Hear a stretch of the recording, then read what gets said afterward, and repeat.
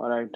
Um, Hello, everyone. Welcome to the third day of Fundamentals of Research.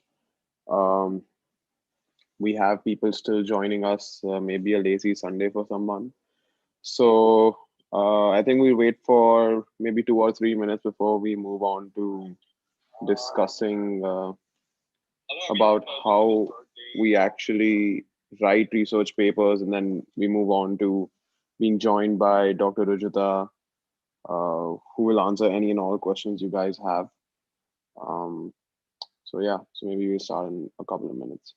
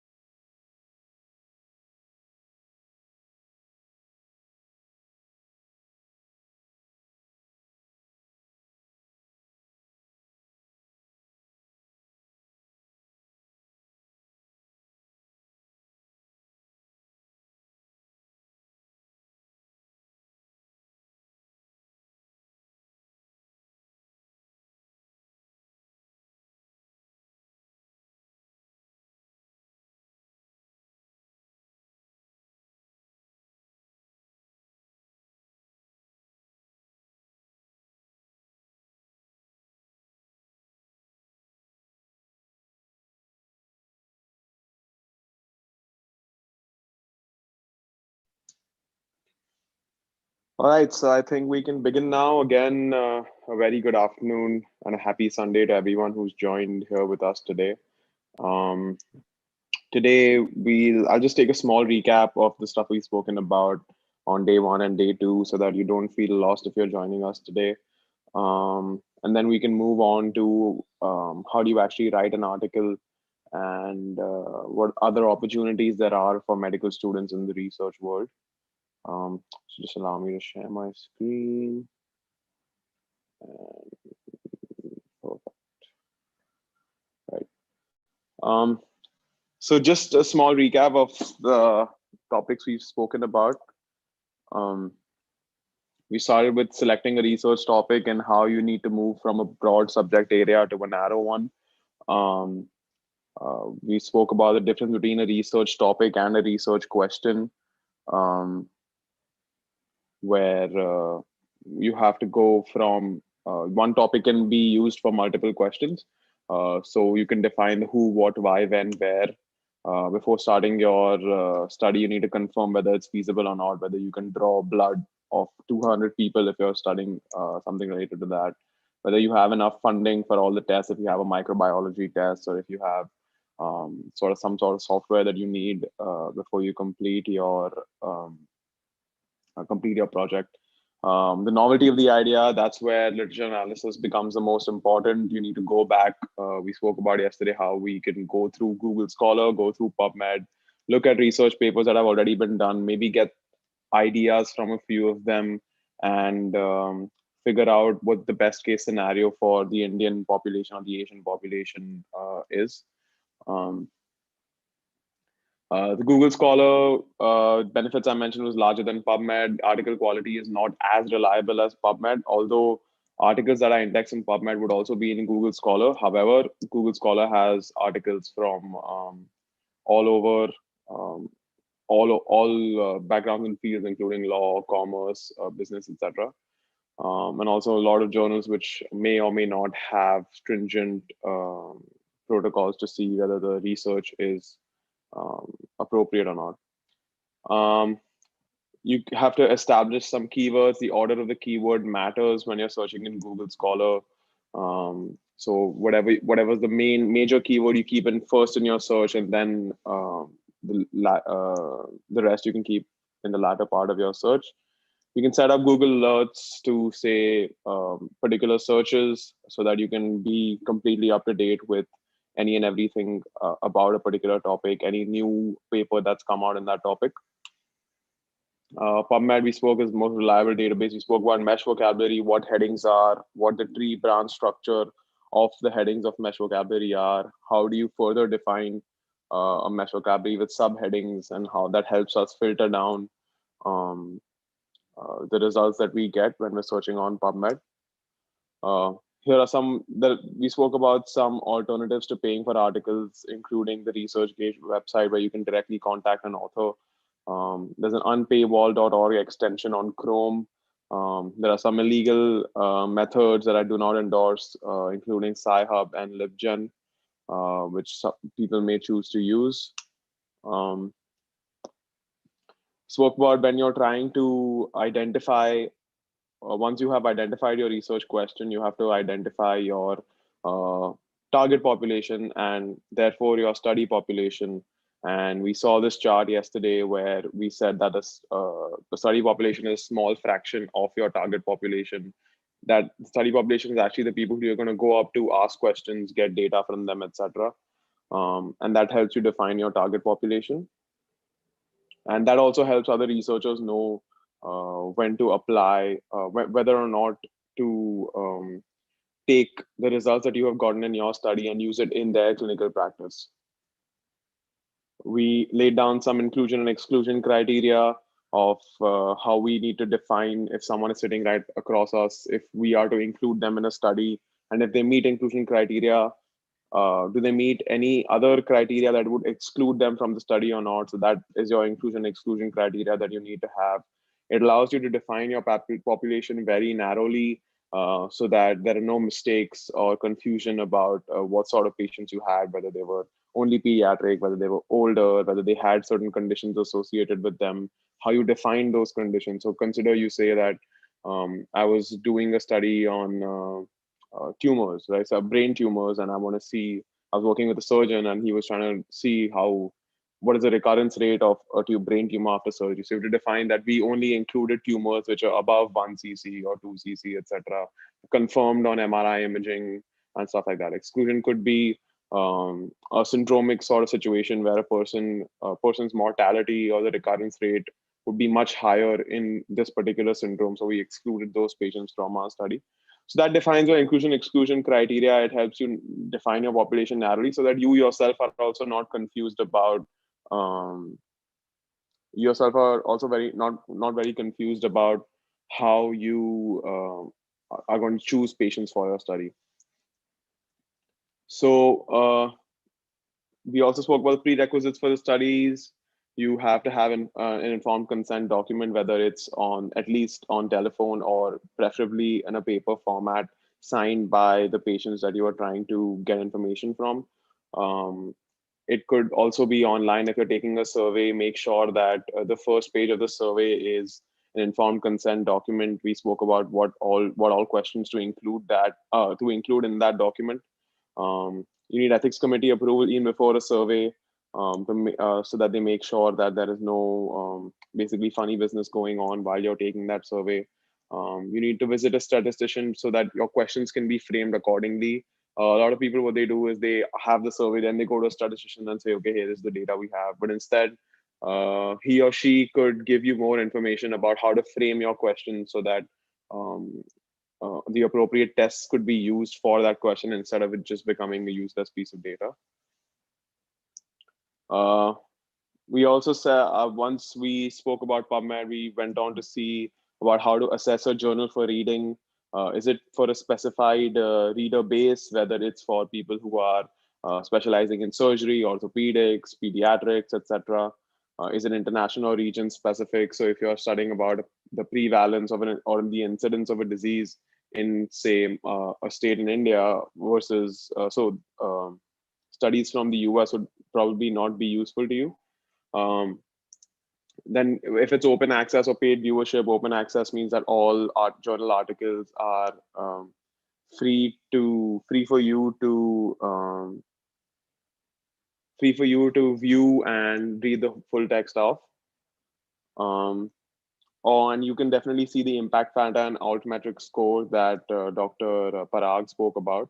The impact factor is basically a mark. So like teachers give us marks on our papers, right? On our SAQs, on our LAQs, and whenever we write some sort of term ending paper. The impact factor is a similar mark given to these journals. So an impact factor of usually more than one is good. If you go on the journal website, and you can usually see you can usually see a homepage like this where they have how many issues they have per year, what the impact factor is. Usually an impact factor of more than one is taken as good. However, you also need to see where these journals are indexed, and preferably publish in Medline indexed or PubMed indexed journals.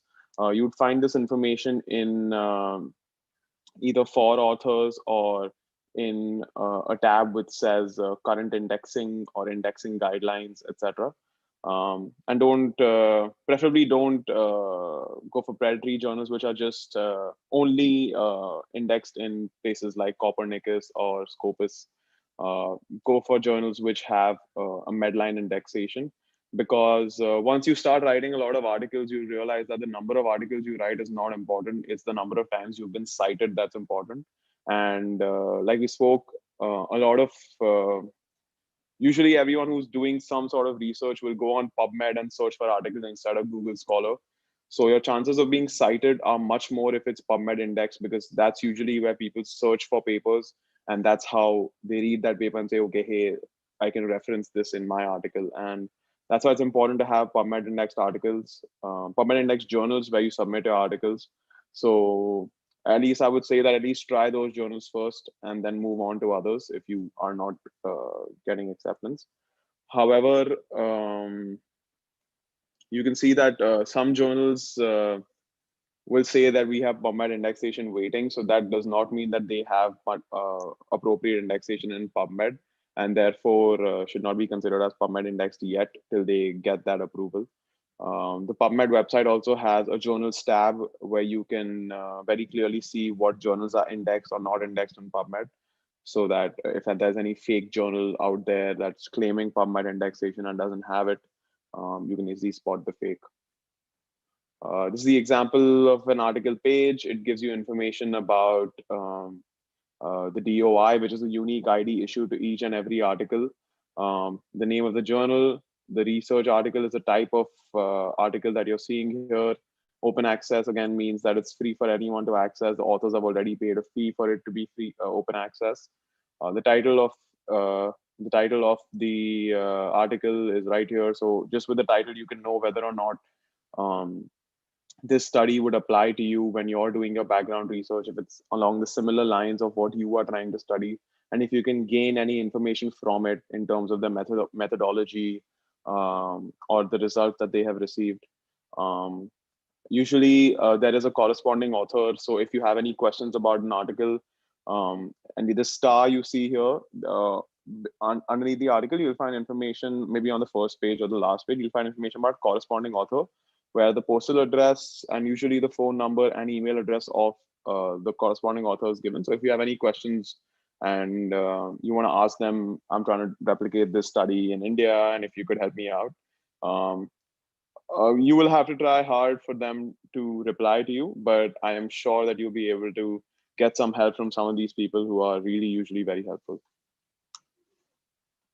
The extra information in articles, you can see the funding source. So if the study is on the effectiveness of remdesivir, and if you see that Gilead Sciences has funded this study, then you maybe take it with a pinch of salt, or you pay extra attention to the methodology of and how they came up with the results, so that you're absolutely confident that there is no funny business going on just because of funding and authors may be fudging the results. So that's why they have this funding declaration, so that they're not hiding anything from anyone. You can see the article for itself. You can pay as much attention to it as you want. They've written the whole methodology so that you realize that it is not fudged, or it's not the data is not manipulated, right?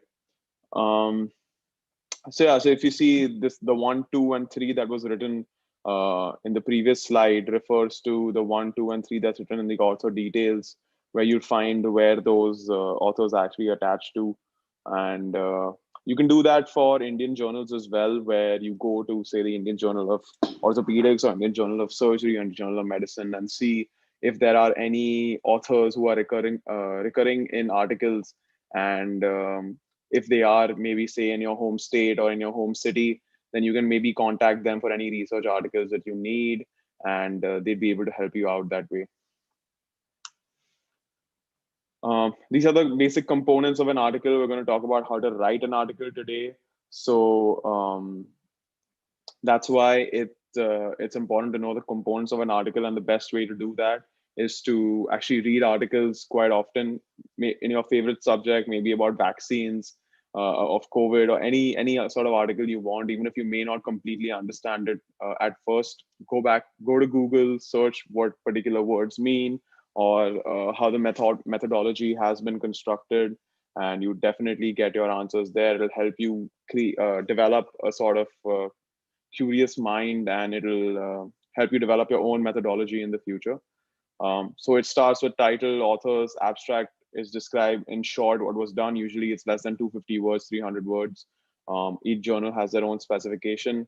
The keywords are something that you have to write while submitting your article to the journal.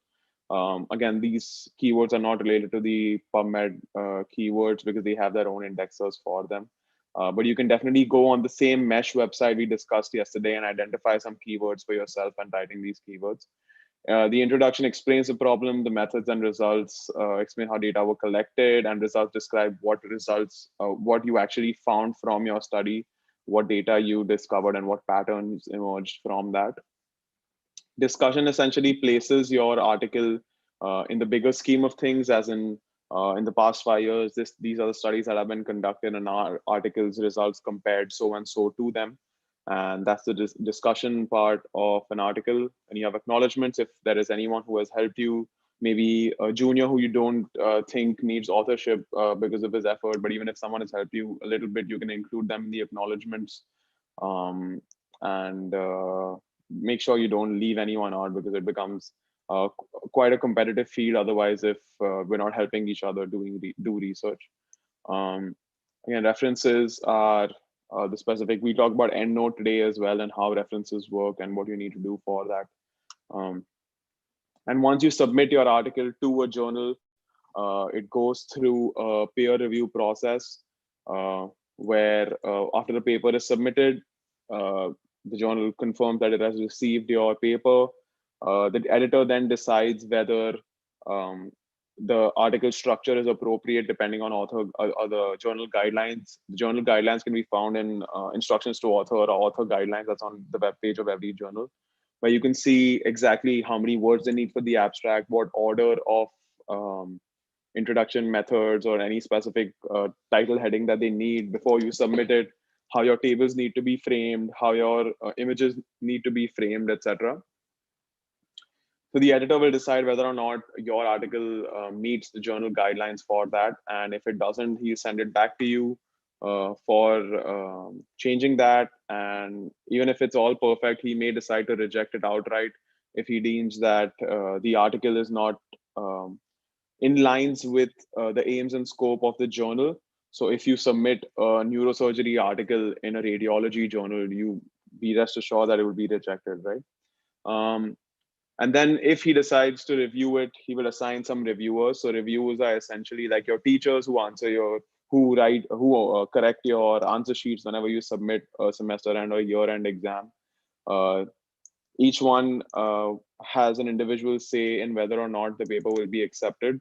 They will write their own comments. And in the end, they will get an option saying accept paper with corrections, accept paper outright, or reject paper, right? So if you don't get any don't get a majority of reject papers from the reviewers, it goes back to the editor and he will say, okay, these are the corrections that the reviewers have recommended. You will give the corrections back to the editor and he will send them out to reviewers again to see whether or not the corrections you have put are adequate and are acceptable to them. And if they are, they will choose to accept it. So that's exactly how the peer review process works. Peer means someone who's a colleague or who's an equal to you. And that's why experts in their fields are reviewing your paper to determine whether or not the methodology is sound and the results you have brought are important for the community at large. And that's the peer review process that we talk about. So as you can see in this image, there are a multitude of indexing websites available. The most in the biomedical field, the most lucrative or the most sought after is PubMed. So try to make sure that the articles you submit are at least in the PubMed index journals, so that you can be easily cited, people can find your work, and you can grow up from there. We again spoke about how PubMed works. We saw that there is a small journals tab at the bottom of the PubMed website where you can see what journals are there. You can just type in surgery or you can type in pediatrics and it'll give you what information is available. Oh, sorry, what journals are there relating to those fields that may or may not be indexed in PubMed. So I'll just show you guys how that works in a bit. But if you search, say, for hepatology, you will find all a result of all the journals that at one point at least were indexed in PubMed or Medline. So if you click on any one of those results, this will be the page you'll be met with. You see information about the journal, you see what year it started, where it started from, and you see the current indexing status, which says not currently indexed for Medline. So this means that it's not in the Medline database and therefore may not be in the PubMed database either, right? So, but it does say that it's in PubMed and in PMC. So that's why I explained to you that PubMed is just a search methodology for Medline. There may be some journals which are indexed in PubMed but not in Medline. So that's why this says it is indexed in PubMed since 2016 and 2018. There you'll find links to the journal itself, so you can go directly on their website, see what the impact factor is, etc. But this is essentially a good way to determine the names of journals that are there and what you can do with them, right? But it says it's currently not indexed for Medline, so it's best to make sure that it is indexed for Medline. Those would be the most sought after journals.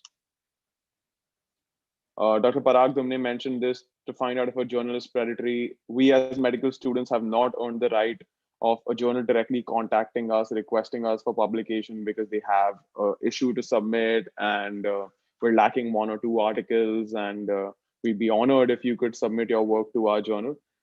Usually those are predatory journals. They will definitely publish your paper in that journal. However, the journal is of no value. It's not indexed in appropriate indexing places.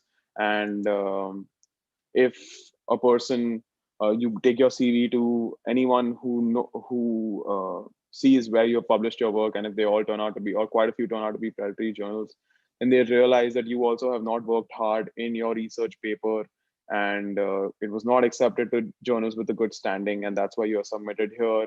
And instead of boosting your CV, you'd be degrading your CV, right?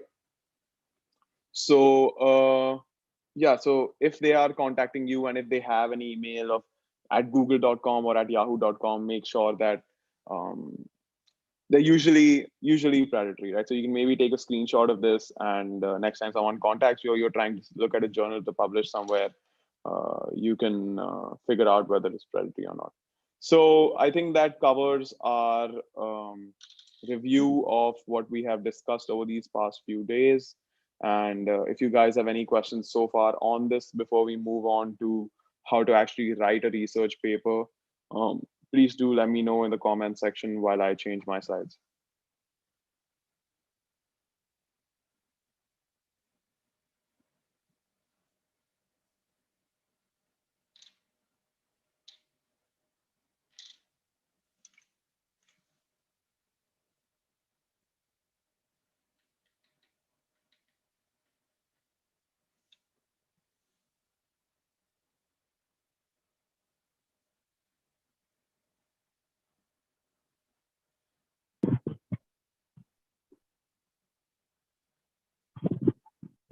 Are there any questions, IMA team? There's one question.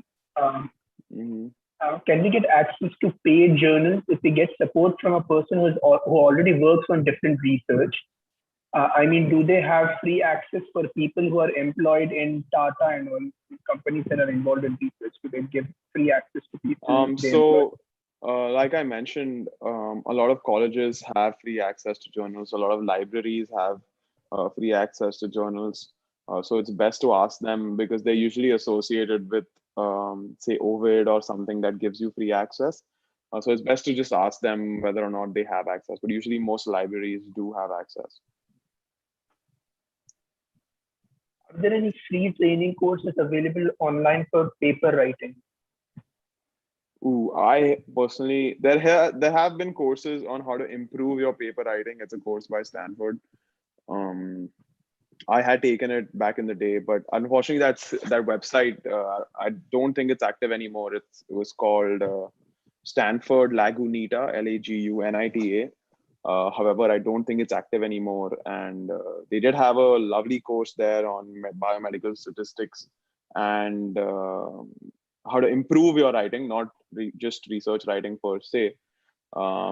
But yeah, I'm sure you can find them on Coursera, or you can audit the course on Coursera because, yeah, definitely you can try to do that. But I personally have not come across such courses on how to write research papers specifically because there is no one good way to write research papers. So what we're going to discuss today is just the basics of what to include in the different sections of a research paper.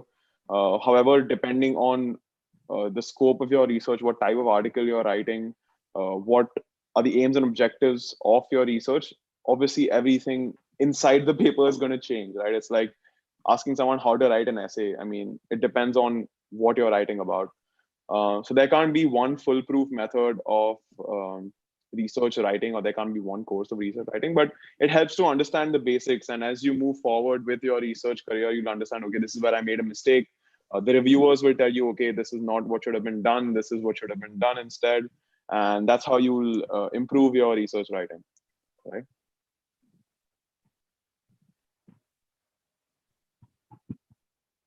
Thank you, Doctor. Yeah, is that it? Yeah. All right, perfect. Perfect, then. We can start with the fundamentals of manuscript preparation. So manuscript preparation essentially refers to, manuscript refers to your article that you're writing, right? The paper, as we so call, is called a manuscript. And we're going to talk about how we write these papers. But before that, let's understand a little in depth of how they are evaluated so that we can be best we can be best equipped with how to write them. Because the first thing we do when we have an exam is to see the previous year's questions and how people have been evaluated before, and that's the best way to write our papers, right? So essentially, like I said, in the peer review process, it's the most common and widely accepted way to evaluate articles. uh, this process involves your peers, that is your colleagues, judging whether the article you have submitted is technically sound, has novel ideas to the subject, and if the wider audience or people who are practicing this particular specialty would gain something from your article, right?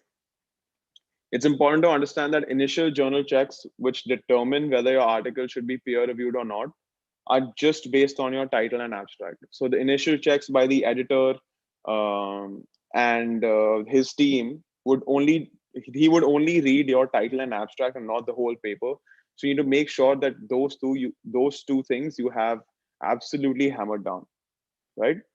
So it's therefore very important that you pay attention to these sections and absolutely highlight your novelty and real world applicability in your title and abstract, right?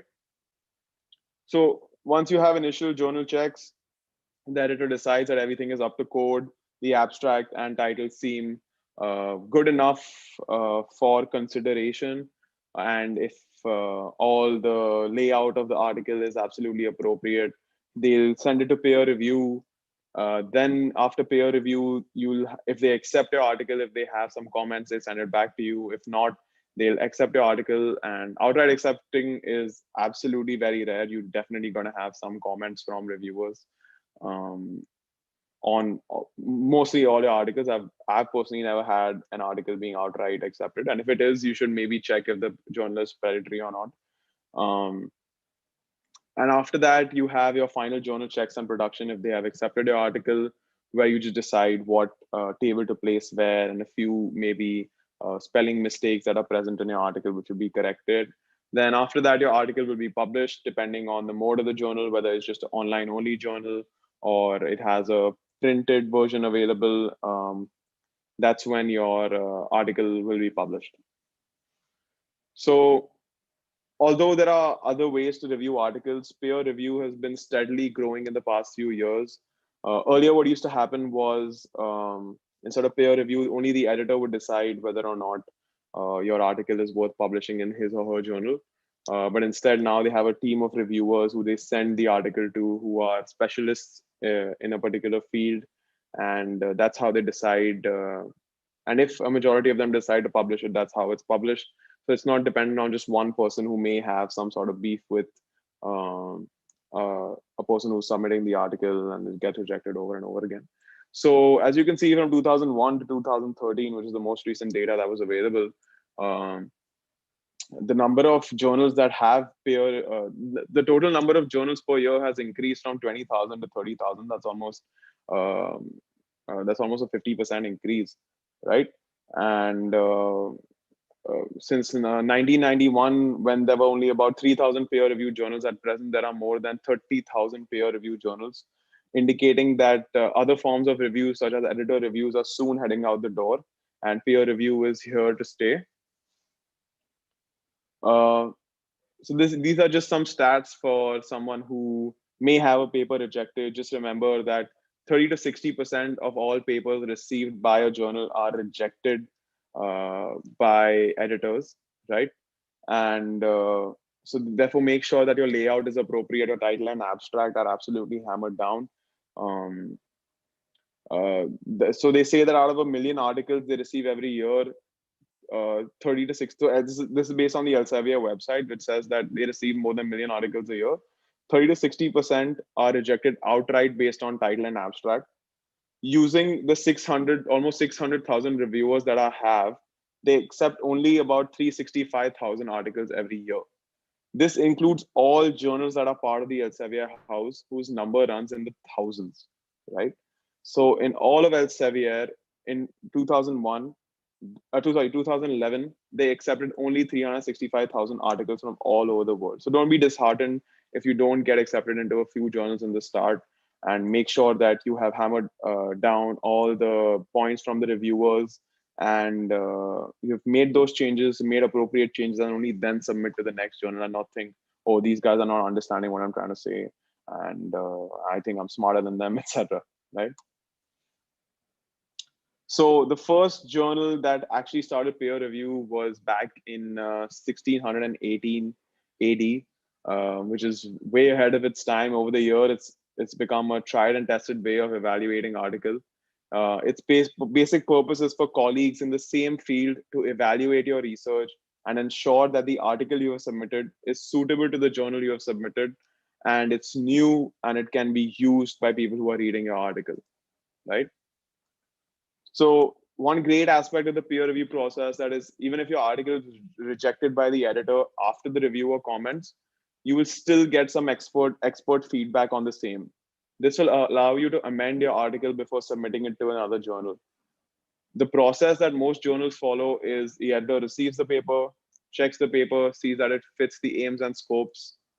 He selects a few reviewers, usually 2, 3 of your peers. The reviewers then review the paper, provide the comments and suggestions, and whether they should reject, revise, or accept the paper.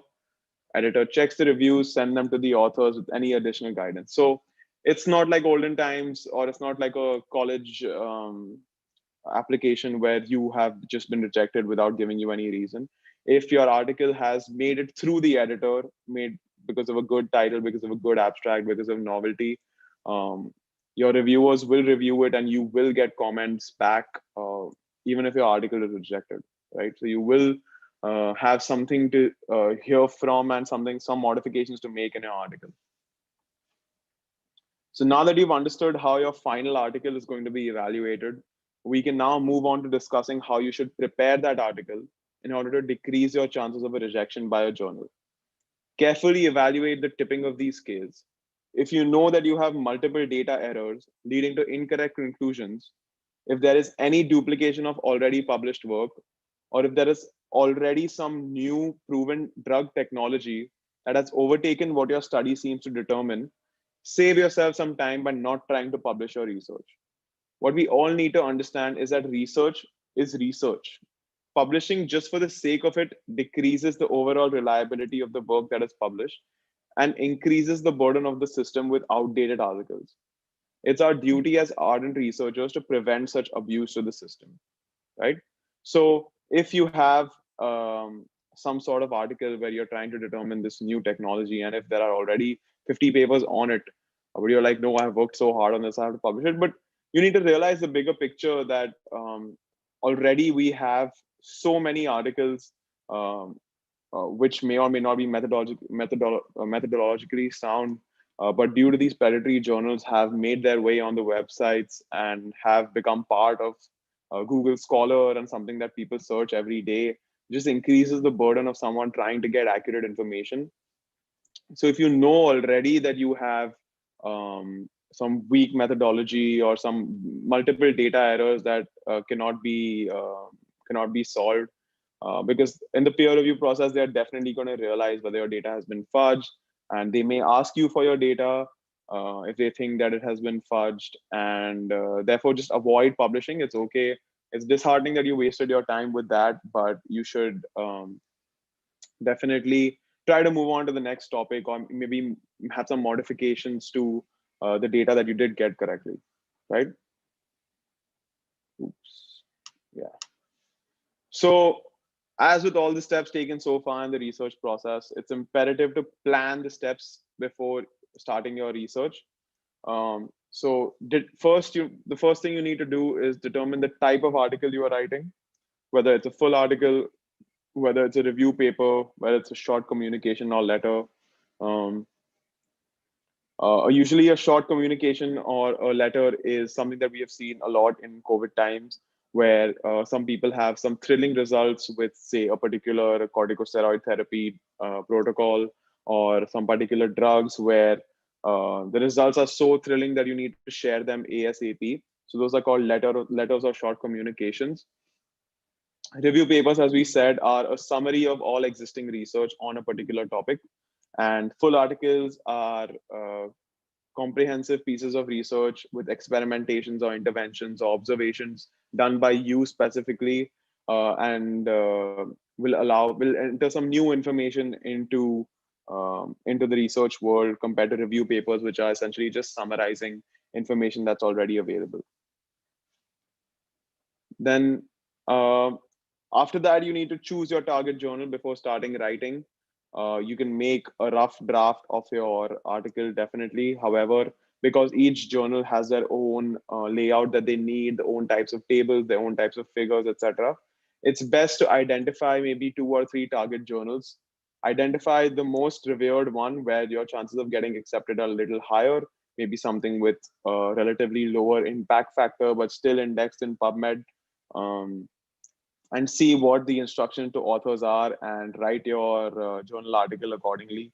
Um, it it not only this process not only helps your article from being rejected outright by the editor, but it also allows your it makes sure that your target audience is met through the journal.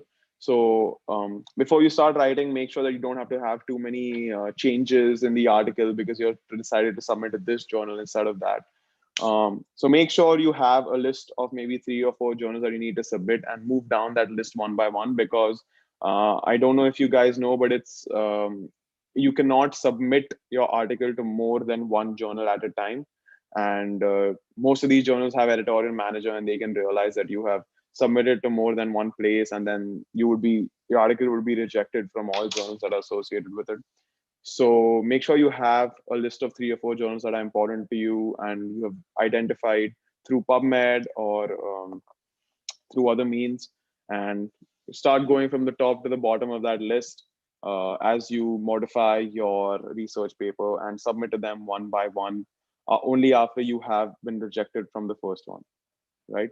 And sometimes journals may take 4 to 8 weeks to sometimes 12 weeks. I personally have had my article with journals without a reply from for about maybe 6 months also. But at that time, you need to take a call. If they're taking too much time, you can say, I would like to rescind my application for publishing, and you can choose to submit in the next journal that you have, right? So what you need to do is find the right journal, identify your intended audience, ask supervisors, and shortlist a handful of candidate journals. Search the journal website, see its aims and scopes, see if your article objectives and aims meets the aims of the journal. See the accepted type of articles. Sometimes journals nowadays have stopped accepting case reports and have their own sort of sub journal where they have only case reports being submitted. So make sure that your article type is accepted in the journal so that you know that it's right for you and if your article fits into their guidelines. However, before you start writing, select one shortlist and then prepare accordingly, as submission to more than one journal is prohibited. Um, Another tip to see which journals you can possibly submit to is see the references you have used in your article. See what background research you have done. See where those articles have been published in what journals, and then you can explore those journals and see if it's appropriate for your paper, right? So once you have your journal decided, you have a few journals in your mind, you can start preparing your articles. Always refer to the guide for authors of your target journal. It gives you information about what they expect from you, how many words, whether the abstract needs to be structured, non-structured. We talk about what that means in a second. Um, but it lists out all the specifications, right from the subheadings that you need in your paper to the style of references that they are looking for, right? So a short recap is determine if you are ready to publish your work, determine if your work is good enough to be published, if you have no data or very minimal data errors which do not fudge your results, if you have if you and decide on the best type of manuscript, whether you need to write a review article, whether it's a case series, a case report, or original article. Choose what article is the best type for you. Choose the target journals and check the guide for authors for information about the layout and what you exactly need when you're writing your article.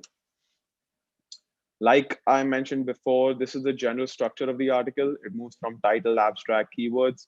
to the main crux of the article, which is essentially introduction, methods, results, and discussion, and then conclusion, references, and supporting materials. And that's yeah. So it would be best to make the title, abstracts, and keywords as informative, as attractive, and as effective, so that it's easy to index, easy to search, and it's accepted by your editor quite easily. So this is instead of writing in the sequence that was presented here, which is how your actual article will look like there is a sequence to reading the article, is where first you go to the title and abstract, then you move on to the discussion and results. You see the figures and tables, and then you see the methods and introductions in the last. There is a certain way to building your article to make sure that you're not completely confused while writing it. And this is the most efficient way that I have found, and that other people have found as well, is you start from your figures and tables. You make sure that you have your data in tables or figures already, so that you know what exactly the main points of your article are, what the main results are, what the most exciting results are. Then you move on to write your methods, which is fairly easy to write because it's essentially just saying what you have done, how where your study was based, what your inclusion exclusion criteria were, what exact methods did you follow, if you used any equipment, information about equipment, what your statistical plan was, what your data management plan was, and how you moved on from there.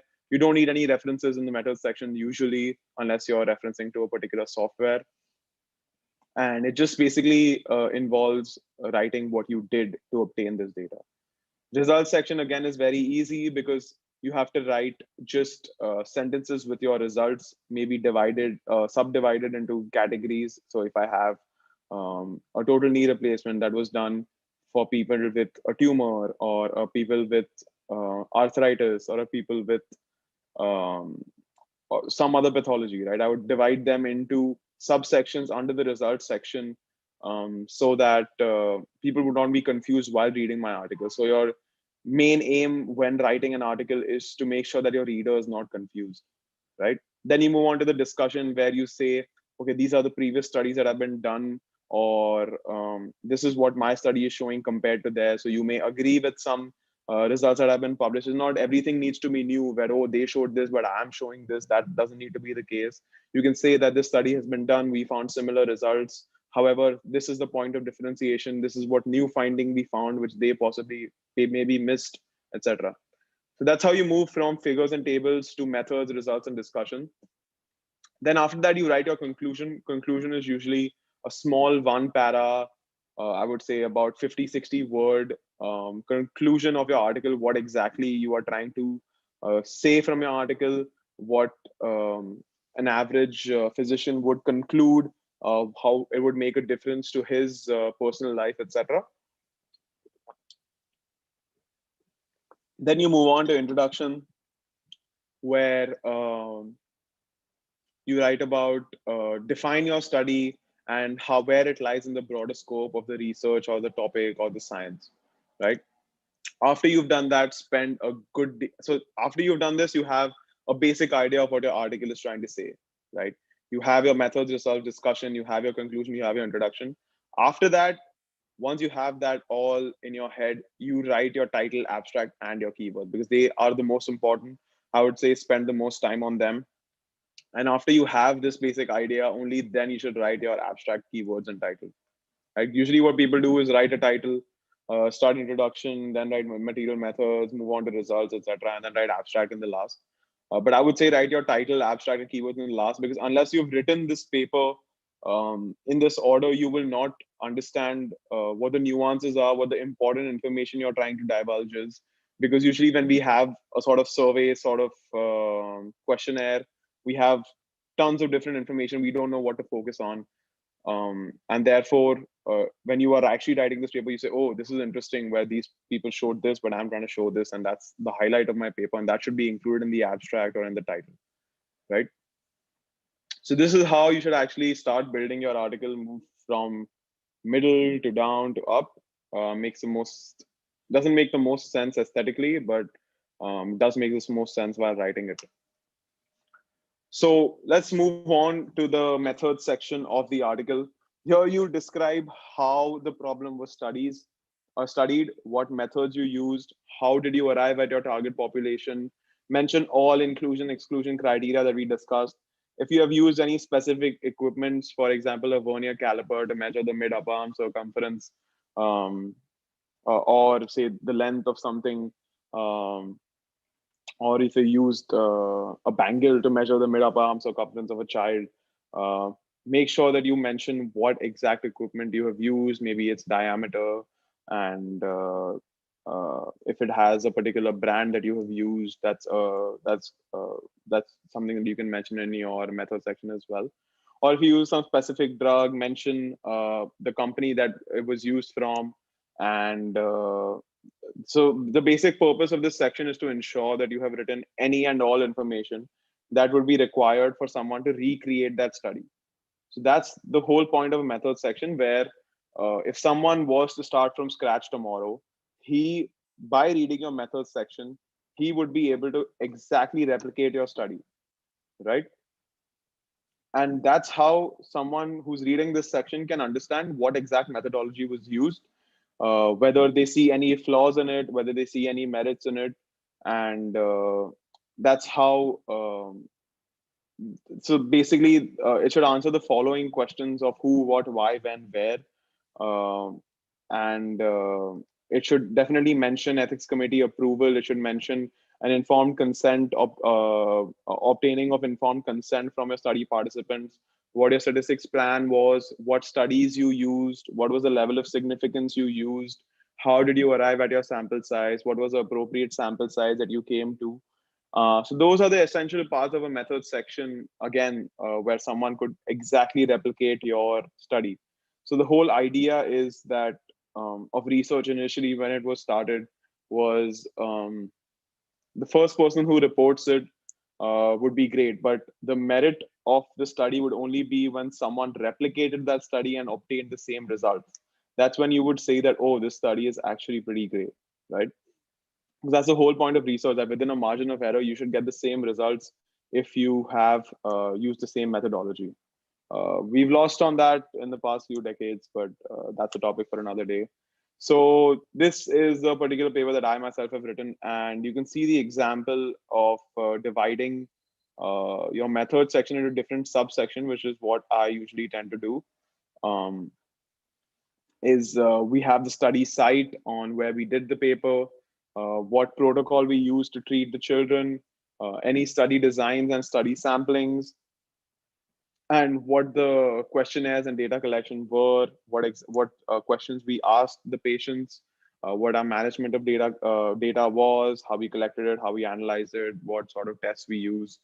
So instead of being just a whole big paragraph in your article, it can be divided into subsection where people can get information that they're seeking. So, oh, they're saying, where was the study done? It was done in a tertiary care center or a primary health care center, etc. So that really helps you instead of confusing your reader more, because he is reading a 3,000 word or 4,000 word article, and he has to read many more in his background research phase. So it helps them identify information that they are seeking quite directly. So some do nots of the method section. Do not go into irrelevant detail. The methodology section of the paper should be thorough but to the point. Don't provide any background information that doesn't directly help the reader to understand why a particular method was chosen, how the data was gathered or obtained, and how it was analyzed. Don't explain unnecessarily the some basic procedures. Remember that you're not writing a how-to guide about a particular method. You should make the assumption that readers possess a basic understanding of how to investigate the research problem on their own, and therefore you do not have to go into great detail about specific methodological procedures. The focus should be on how you applied a method, not on the mechanics of doing a method. uh, Note that an exception to the rule is if you select an unconventional approach to doing the method. If this is the case, be sure to explain why this approach was used and how it enhances the overall research process. So, for example, if you're talking about, say, the pulse, if you're trying to evaluate the pulse, increase in pulse of a person after exercise. You do not need to go into the details of I took 3 fingers, went to the radial artery and pressed it till I was able to feel the pulse. I used a watch to. So people understand how exactly, because people, you are reading are from the biomedical field, so you don't need to go into unnecessary detail of basic simple procedure like how I took a BP, I tied the cuff around a person's left arm or right arm, and then I asked them to lie down, and then that's not something you need to do. You essentially just say, I used a BP monitor. You can maybe mention the company of a BP monitor, which is also usually not necessary. But unless it's an unconventional approach where you ask someone to hang upside down and then you took the BP, then it would be important whether you took it in the legs, took it in the arms, etc. But if you have used conventional accepted approaches of a particular way of doing things, then you do not need to go into unnecessary details of these basic procedures, right? Do not uh, get involved in problem blindness. It's almost a given that you will encounter problems when collecting your or generating your data. Do not ignore these problems or pretend that they did not occur. Often documenting how you overcame obstacles can form an interesting part of the methodology. It demonstrates to the reader that you can provide a cogent rationale for your decisions you made to minimize the impact of any problems that arose. So say you had trouble reaching um, a lot of the study participants because their phone numbers were off. And some would say, oh, no, I'm not going to say that. I'm going to say I had only 30 people and I called 30 people, all answered. But it is important that you are not suffering from problem blindness. You mentioned that a lot of people did not have their phones or did not answer our phones or changed their number, was coming unavailable, because that itself proves to be an important result of the methodology that you applied. So you should include what problems you faced maybe in the results section or the methods section. But don't become problem blind and don't try to portray as if everything was hunky dory, because everyone faces problems while collecting or generating their data. And everyone understands that unless there are major flaws with collection where you have falsified data and added information about people that don't exist, etc., uh, make sure that you are not suffering from problem blindness and you include information that would possibly help other people when they're recreating the study, right? And just as the literature review section of your paper provides an overview of sources you have examined while researching a particular topic, the methodology section should cite any sources that informed your choice and application of a particular method. That is, a choice of a survey should include any citations to the works you used to help construct the survey. So, for example, if you have identified certain questions from certain articles, or if you are following the same procedures that a particular person has published before, or if you are, say, doing a particular surgery that someone has already done before, you make sure you cite their works. You don't try to portray everything as if it's original from you. Um, so it really helps someone understand that this is an established method of doing things as it has already been published, and therefore you are trying to replicate them, not and that'll basically help give a little more strength to your methodology section instead of you trying to plagiarize and not giving people credit for what they have already done, right? So a description of a research studies method should not be confused with a description of the sources of information. Such a list of sources is useful in itself, especially if it's accompanied by an explanation about the selection and use of these sources, right? So I think that's enough about the method section of an article.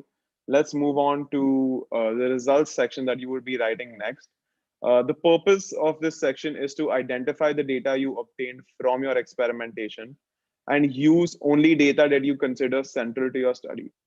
There is no need to mention the demographic details, as this can be mentioned in a separate table. As I mentioned yesterday, the table number 1 is usually for a number of male, number of female, number of people who suffered from comorbidities, etc., where it's easy to read, where someone can just go on the table and easily get information that they need instead of numbers being in a paragraph format, um, which becomes quite hard to read, quite boring to read. If you see a lot of numbers, they don't go in your head immediately. So it's better to include this information in the first table of your article. And do not go on and on with information in the form of numbers. Keep the results of the same type together. Consider you're studying the use of a particular plate or a screw or an implant in orthopedics, and you have different cohorts. You have young patients, you have old patients. It would be smart to keep the results of each subgroup together. Or if you are comparing the effect of a drug in a case and a control group, keep the results of the case group together and the control group together, right? And you should present the data uh, only essential to your article. Secondary importance should be in supplementary materials sections. There's a supplementary materials section where you can add information that's not super exciting or that's not the main part of what your aims and objectives of the article were.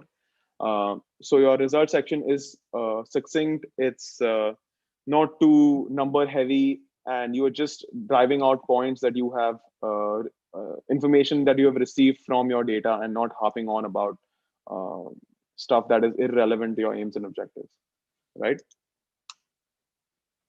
So this is an example of something that I had written a while ago, where I was asked to present the results section um, for this particular cohort of patients. And you guys tell me if you think that this is an appropriate representation of how someone should write the article. I mean, it's full of numbers that could be better represented in a table or in a chart, where if you go through the whole paragraph, you'd be confused about what you read where, and it's not really giving out any information. If someone is reading it, I would have to sit and analyze exactly what this person is trying to say, and that's what makes it a very poor results section, because it's not giving a reader succinct, number free or less numbered information that he can retain, and at the end of the article can maybe reproduce in his own article, right?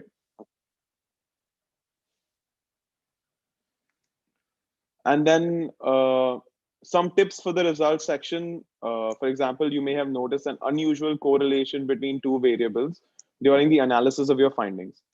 It's correct to point this out in the results section. However, speculating as to why this correlation exists and offering a hypothesis is belongs in the discussion of section of your paper. So for example, if you have uh, in your paper you have discovered a negative correlation between smoking and lung cancer, which means that the more the person smokes, the less chances of them having lung cancer is. So you just mention this in your results section, but don't go on to um, identify why this may have happened in your patient population. The results section are for just cold, hard facts, not opinions, not arguments. So you represent what cold, hard facts you have gotten from your data. And then if you want to, the whole point of the discussion section is to discuss the results that you have obtained. And that's where you will present any sort of explanations, any sort of previous studies that have been done that have shown this correlation or not, right? And uh, you need to so that's something that you can't do, where you present a result followed by a short explanation of the findings. Is not Doesn't mean explain them by giving some opinions or giving some arguments related to them.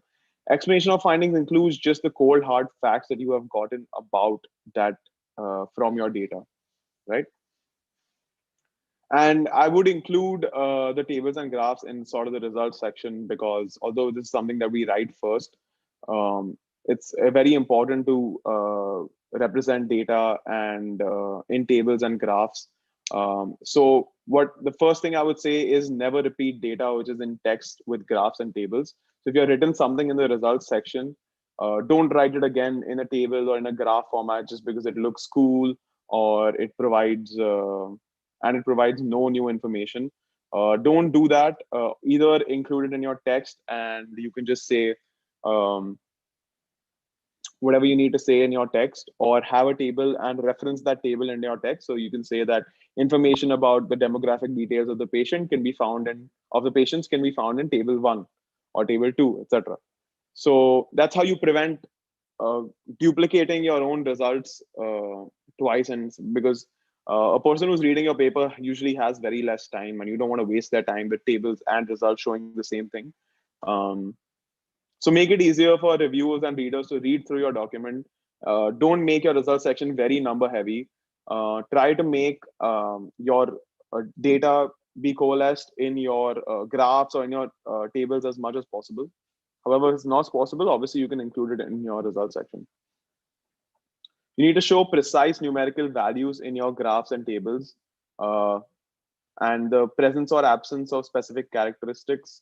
Um, but we will talk about when to use tables, when to use graphs, what is the difference between them. Um, so when to skip tables and graphs is when there is no complicated or extensive data. Usually the rule of thumb is that whenever you're creating a table less than 2 by 2, you should not include it in the table format. You should instead include it in your results section in the text format. And if the data you're planning to present is secondary to the main data, include it in the supplementary materials instead of including it as a major table or a major graph, because usually journals have a restriction on the number of tables that they allow or the number of figures that they allow. So make sure that the tables that you have used are appropriate enough, are important enough to be included as a table and not just for show. So understanding this, this is an example of two tables that I have created. And I want you guys to tell me whether they deserve to be in a table format or not.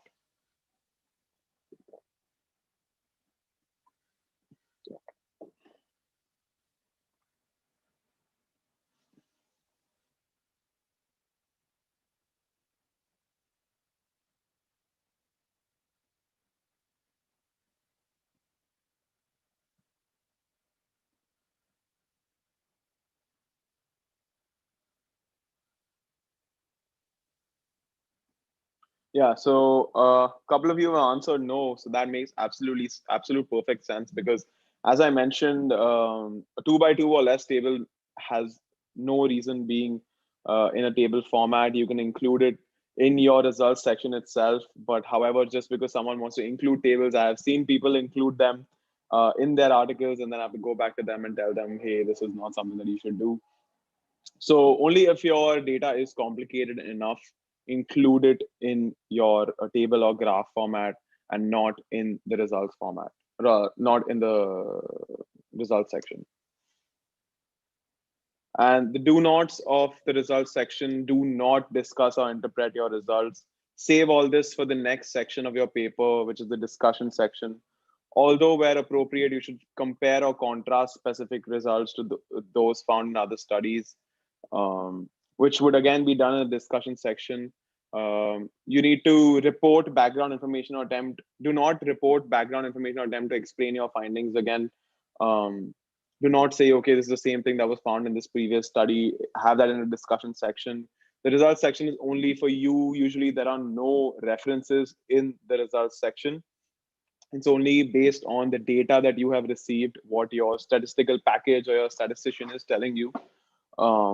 Do not include some raw data where you're saying patient 1 had 120 BP, patient 2 had 240 BP, patient 3 had 120 BP.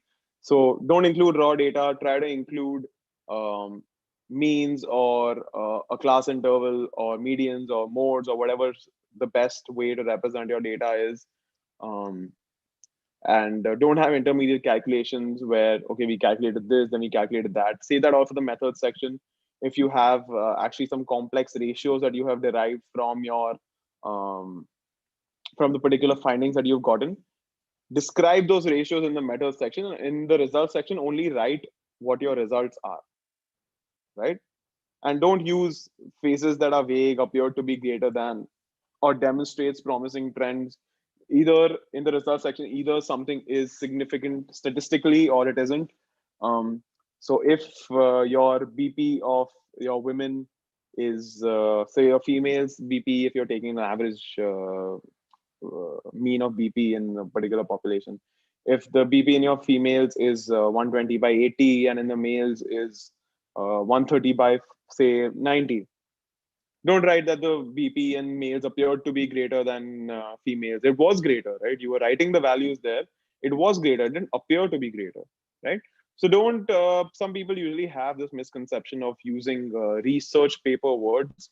Um, that's absolutely not true. That's not some vocabulary that exists. You should use as simple language as possible. There is nothing like a sentence that belongs in a research paper. You can use your everyday language in a research paper so that it's the easiest for a reader to understand. Obviously, you will have some scientific words, some scientific phrases that you'll have to use, but there is no appropriate research paper language that you need to use in your paper. You can use everyday simple words, right? And don't repeat the same data more than once, even if you have found a negative correlation between smoking and lung cancer. Don't write it more than once in your results section. You can discuss it a lot in your discussion section if you want, but try not to say, okay, we found that smoking and lung cancer were not related. To conclude, smoking and lung cancer were not related. So don't write your results section like that, where you are repeating the same data more than once, no matter how earth-shattering or groundbreaking it may be.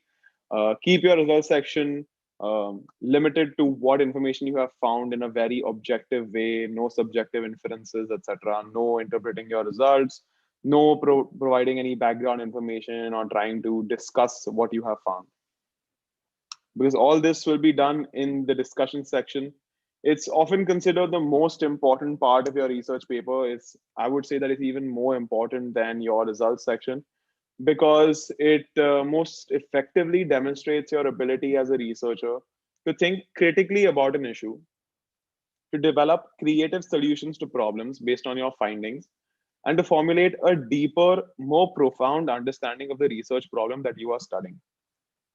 The discussion section is where you explore the underlying meaning of your research, its possible implications in other areas of study, and the possible improvements that can be made in order to further develop the concerns of your research. So, the discussion section is where you are placing your research in the background of research that has been done, and what steps should be taken based on the findings or based on the results of your research, and where people should take new research forward. So it essentially becomes one of the most important sections, because here you can have creative solutions to your problems, like I spoke about yesterday or day before, where I said that we were trying to call patients, relatives who were suffering, relatives who were suffering with clubfoot, and we just were not able to reach about 50% of them because their numbers changed, right? So this is where we mentioned in our discussion section that one possible solution would be taking 2 or 3 numbers of their relatives when they come in for an appointment, so that you're not losing them for future follow up or for future contact, right? So here you can identify the issues that your article is addressing, what the previous studies were, how really your article is trying to change things, what all things would you change based on your results, and essentially it gives you a foray into answering your uh, problems with some creative solutions. Okay, and this is the section basically where you need to present the importance of your study and how it may be able to contribute or fill existing gaps in the field. If appropriate, the discussion section is also where you state how the findings from your study revealed new gaps in literature that had not been previously exposed or adequately described. So if you have found something that has not been described before, that's something novel, that's something new, and you can identify that and say that, okay, hey, this we could not find a paper that has discussed this, and this is something that's an interesting association or correlation between these two things, and that's what we are presenting here today. And that's what so this part of the paper is not strictly governed by objective reporting of information like the results section, where you have to have numbers and cold hard facts. It's where you can engage in creative thinking about issues, your evidence-based interpretation of findings, about issues through your evidence-based interpretation of findings. This is where you infuse your results with meaning. So while your results section is about objectiveness, is about cold hard facts, here is where you can apply those cold hard facts in the real world, depending on what is done before, what is new, and how it's going to change people work in that particular field. Yeah. So the general rules of writing your discussion or any part of the paper is be concise and make your points clearly. Uh, do not be competitive saying that another article found this, but we have found this. They have only 40 people, we have 500 people. That's not going to help you. Just represent your findings based on what has been done before. And if your findings are um, showing something the same that other research has shown before, then report that as well. Or if it's completely contradicting something else, then report that as well. But do not get into a competitive spirit where, although they showed the same things, they had only 40 people, but we have 400 people, so our results make more meaning or have more sense. There's no need for that in the research world. Avoid using jargon. Um, so avoid making weird acronyms. Avoid making, like research paper language that I mentioned, where you have extensively complicated scientific words that you have brought out of your thesaurus. And because it has to be easy for a person to read. If a person is trying to read your research paper and he has to Google search every other word that you have included in your discussion, that person is most likely not going to accept your or not going to read further and not going to cite your article, which is an important aspect of the research um, of academics. So avoid using any jargon and follow a logical stream of thought where the results that you have presented first should have uh, been included in the discussion first, and therefore you have a logical stream of thought, and where you go from the problem that you are describing to your results and how they are placed, and then to um, what sort of recommendations you are giving or what sort of solutions you are giving to the problems that your research has identified. Um, Again, if need be, use subheadings to organize your discussion or organize your results section like we did with the methods section. Um, there is no rule against doing this in a lot of different journals, so don't be scared of doing that if it helps you yourself um, organize things and write everything in a systematic manner. So what the discussion essentially has is the explanation of the results, comment on whether or not the results were expected, the results you received were expected, and present any explanation for the results. Go into greater depth when explaining findings that were unexpected or especially profound. If appropriate, note any unusual or unanticipated patterns or trends that emerge from your results and explain their meaning. So, for example, if you have some male participants and a female participants, and you say the risk of lung cancer in males was found to be 50x or 100x.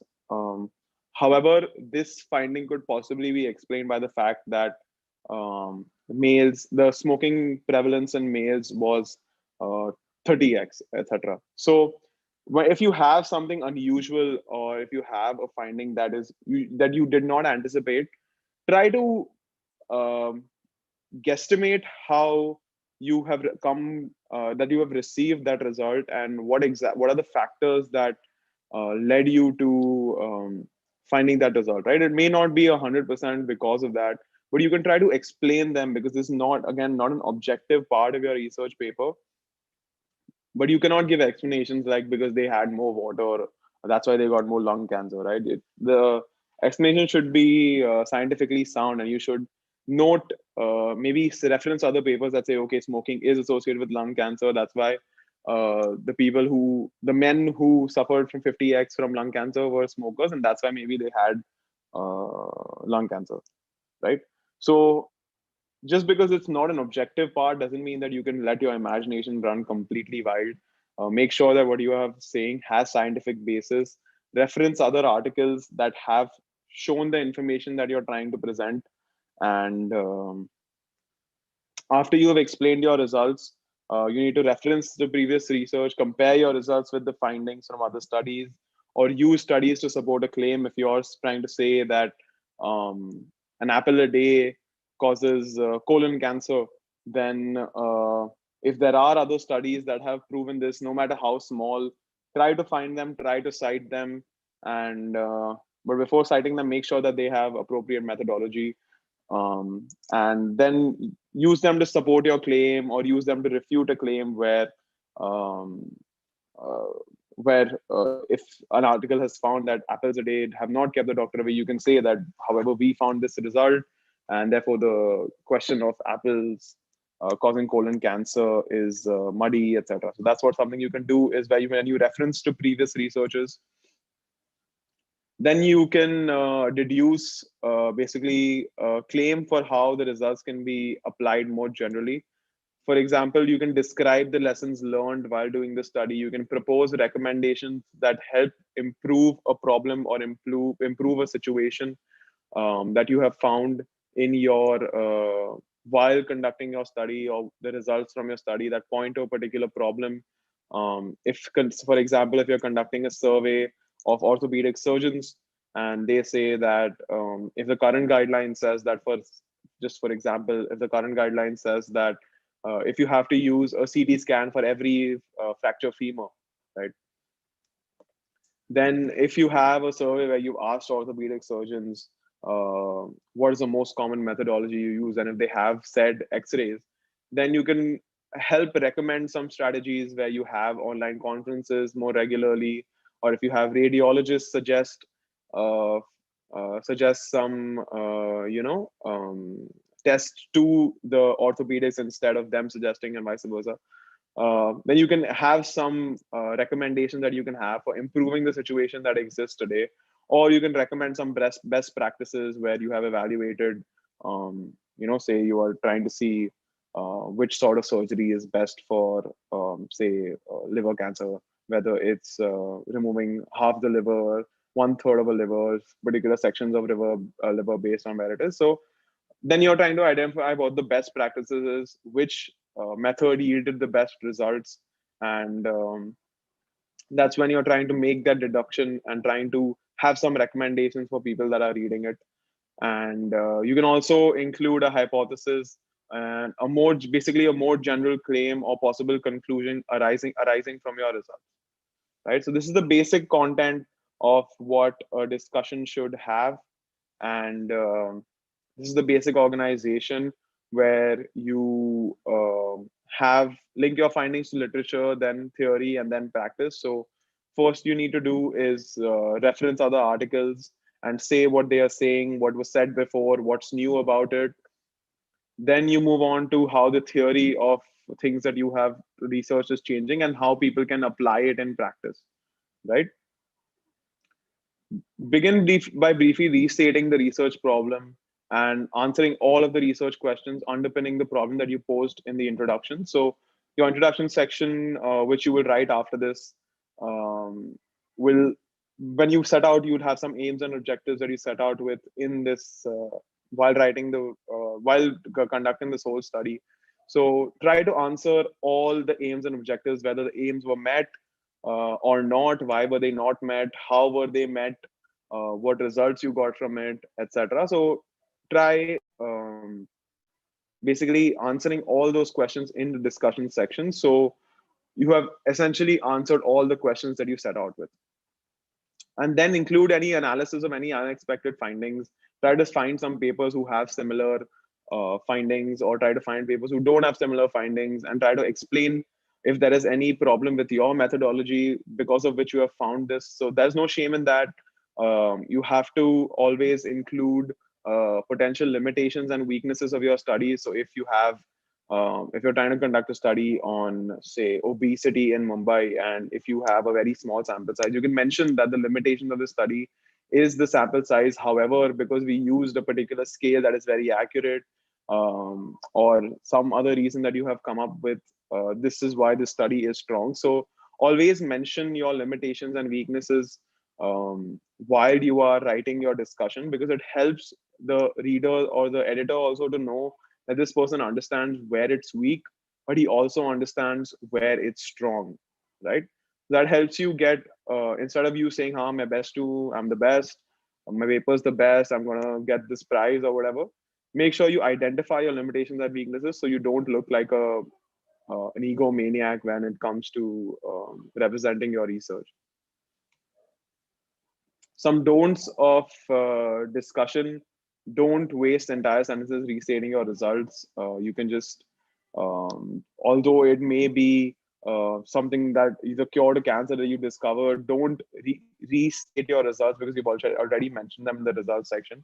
Instead, discuss your results, discuss what the implications are, what previous research says, what you are trying to say, etc. And do not introduce new results in discussion. All objective results that you found from your data that you want to include in your article have to be in the results section, and the discussion section is a discussion of the results section. So you can't introduce new results in a discussion. For example, even if you have something minor as only 23 females were smokers, and you've not introduced it in your results section, uh, then do that instead of having new results pop up in your discussion, because that's going to leave people confused. So after you've written the methods, the discussion, the results, you can move on to the conclusion, which is basically presenting the last word on the issues you raised in your paper. Just as the introduction gives a first impression to your reader, the conclusion offers a chance to leave a lasting impression. Do this, for example, by highlighting key points in your analysis or findings. Summarize your thoughts and convey a larger implication of your study. The conclusion is an opportunity to basically answer the question, so what? By placing the study within the context of past research about the topic you've investigated. So with the conclusion, you are basically answering the question, so what? So what do I do with the results that I have found here? How does it change my life? How does it change the life of people who are practicing this specialization? Um, and that's what you need to include in your conclusion section. It should answer the question, so what? You need to demonstrate the importance of your ideas. Don't be shy. The conclusion offers you a chance to elaborate on the significance of your findings. You can introduce possible new or unexpected or expanded ways of thinking about the research problem. This does not refer to introducing new information, which should be avoided, but to offer new insight and creative approaches for framing the research problem based on the results of your study. So you can maybe say that I conducted this study this way, but there should be a randomized control trial between, say, eating apples and colon cancer, because I have found in my small study that there is a correlation. So there has to be a randomized control trial to determine for the greater good whether or not this correlation actually exists or not. So this is where you can add information about what needs to be done next, how this is changing a physician's life, and how you should essentially leave a lasting impression on your readers. In the conclusion, the rules to follow are simple. You can use clear, simple language. Don't reiterate your results and discussions. Again, this is a chance for you to answer the question, so what, and talk about how it's going to change that physician's life or change that physician's practice, and indicate any opportunities for future research. How to make your conclusion section even stronger is, if it's a contemporary problem like obesity, uh, warn of any consequences if we don't attend to it. So for example, if you have found some association between obesity and coronary artery disease, then you can warn of consequences in the last thing. So when a doctor is reading it, he may be inclined to warn his patients of these same consequences. You can recommend any specific courses of action for a physician if there is a patient sitting in front of him having a similar sort of presentation, and that patient would be benefited, say, from a therapy that you have introduced in your research. Then you can recommend specific courses of action. Or if you're talking about a diagnostic model where you are trying to see whether a CT scan should be done before an X-ray, or sort of a CT scan should be done before an MRI, or vice versa. If someone's come with a head injury, um, then you can recommend specific courses of action, saying that although yes, MRI takes more time, but overall it increases. This is just hypothetical, by the way. Overall, it increases the chance of survival of a patient, etc. And you can restate key statistics or facts However, don't try to repeat your results. Only the key statistics or key facts that you have obtained from the results. And you can return to an anecdote in your introduction. That's not something that you need to do. However, it can make your conclusion a little stronger, and you can definitely provide a take-home message to help the reader remember your study. And then we move on to the introduction section, where you're basically providing a brief context to the readers. You are saying what the problem is, okay, why you came up with this topic essentially. What you can ask yourself while writing this introduction section is, what was I studying? Why was this topic important to investigate? What did we know about this topic before I did this study? And how will this study advance our knowledge, right? So you should ask what you were studying. Why was this topic important to investigate? What was I studying? Was they say something like colon cancer, or if it's something like um, anything or obesity, right? You were basically studying that, what it refers to. If you're studying adult spinal deformity, what exactly the pathology is.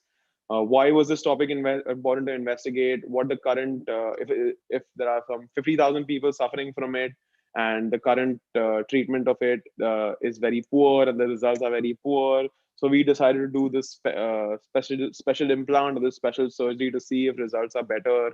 Uh, and that's how it will advance our knowledge by showing us that there may be alternative ways to do this surgery, etc. So this is just, again, just an example, but this is the way your introduction should flow.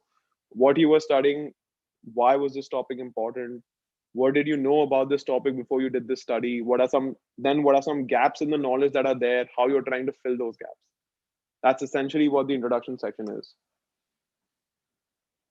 The general phases are it's establish essentially an area to research. This is the general phase on how to um, start your research. Is establish an area to research, identify research needs. For example, in orthopedics, then you go to hip replacement, then place your research within the research niche. Is DHS is an implant that's used, and it should be actually be THR. But is DHS better than THR? THR is again total hip replacement, and you can identify it that way. Then you can establish the limitations of your study. You can state your aims and objectives, your research questions, any variables of interest, and any methods of investigation that you have. So this is a general phase of how you should move on with your study, with your introduction section, so that people understand exactly what you are referring to, what the current knowledge is, etc. Some tips is avoid the dictionary introduction while using this. So this again is not an essay. It's not a blog article. It's a research article. So don't say Merriam-Webster or Oxford Dictionary defines orthopedics as the study of blah blah blah. It's advisable not to do that. You should use specific information that you have received from previous articles, like um, adult spinal deformity refers to, say, a Cobb angle of more than 10, and is people with so and so million people are suffering from it every year. And then you need to provide a reference to an article which sort of seconds this fact that you have written. Because as I said, it's a research article. You have to provide references for any statement of fact that you make. So if you say that, you can't say that a lot of people are suffering from TB in India.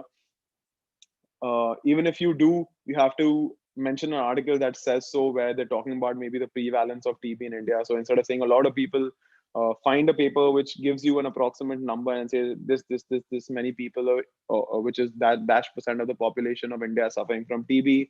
The current investigations in TB are so and so. What we are trying to do is establish a new, and how those investigations are poor, how they're leading to decreased detection rates.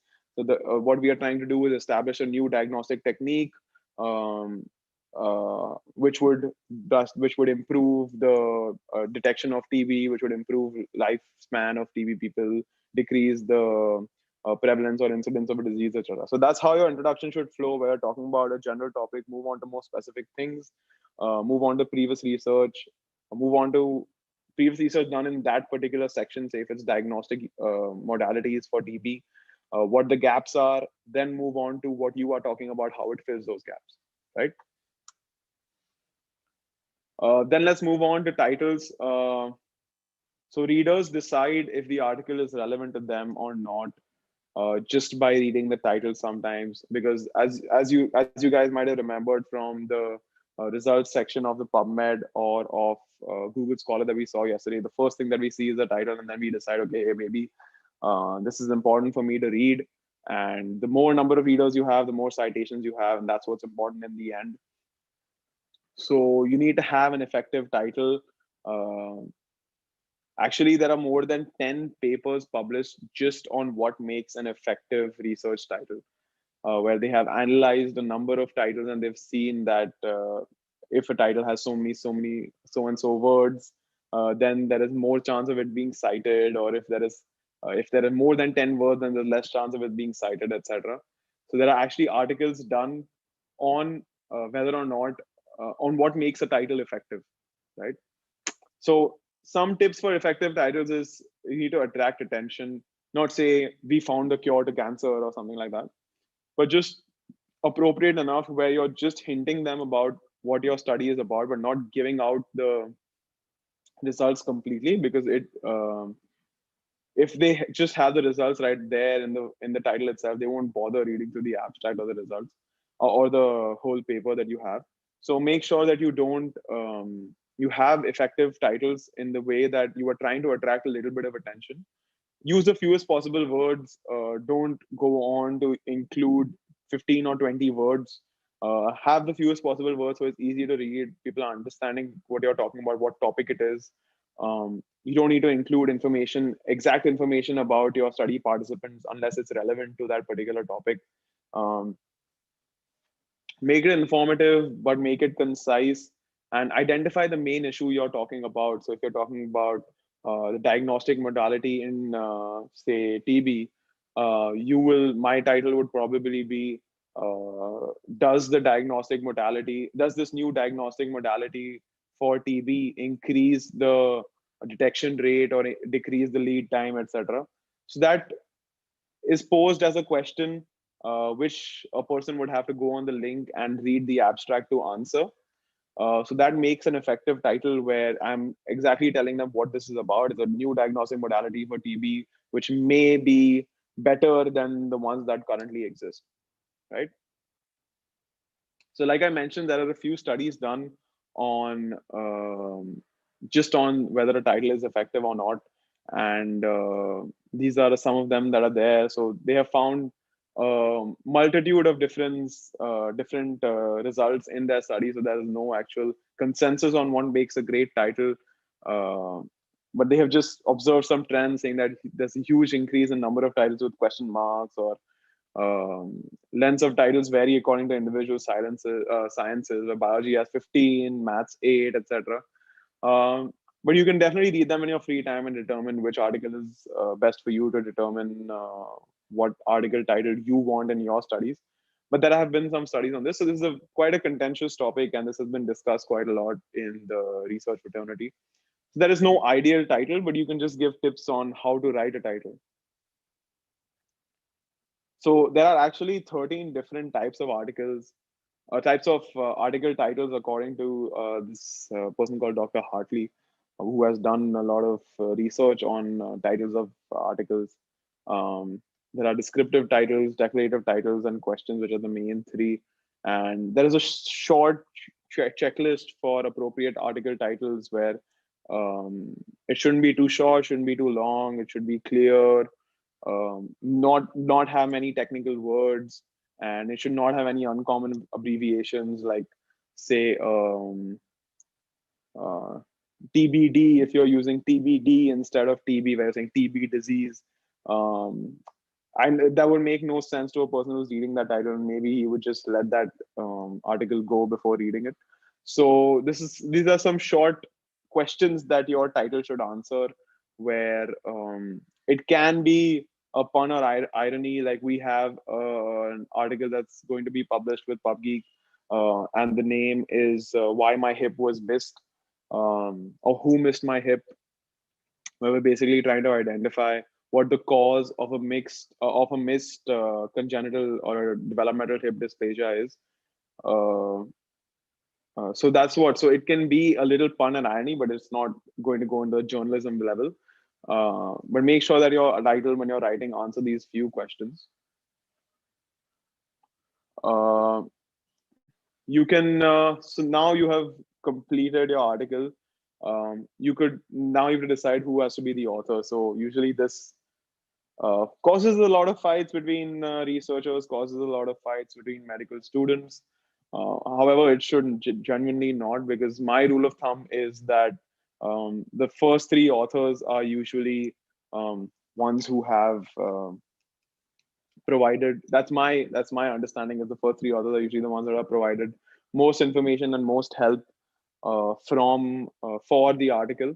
So usually the first author is a person who conducts or supervises the data collection, does the analysis or presents the analysis, makes the presentations, writes a major chunk of the article, interprets the results, and puts the paper together for submission. So the corresponding author then is not compulsorily to have the first author. It's not compulsory for the corresponding author to be the first author, but it should be a person who can answer any and all questions about the study if contacted in the future. Usually, it's a senior faculty at the institution. So don't try to think that, oh, I want to be corresponding author. My name, number, everything will be on the paper. People will think that, oh, I'm such a great guy. I'm the corresponding author. I've really done a lot for this paper. Generally, that's not the case. A corresponding author, if you are writing a paper about medulloblastomas, and if you are contacted in the future by person who's read your study, or if you're contacted by a journal later, if a person who's read your study, you will not have any idea about the nitty-gritty of that particular pathology, right? So it makes sense for a corresponding author to answer all the questions that are presented to him by researchers, even if it's in the future, because he has the most understanding of that particular pathology. He is the person who's done the surgeries. You won't be able to answer any questions regarding those surgeries, right? It'll be like taking a viva of someone who doesn't know anything. So don't vie or don't cry to be a corresponding author. It's okay. The corresponding author should genuinely be the person who can correctly identify can correctly answer any problems that someone poses by emailing them or messaging them, etc. Right?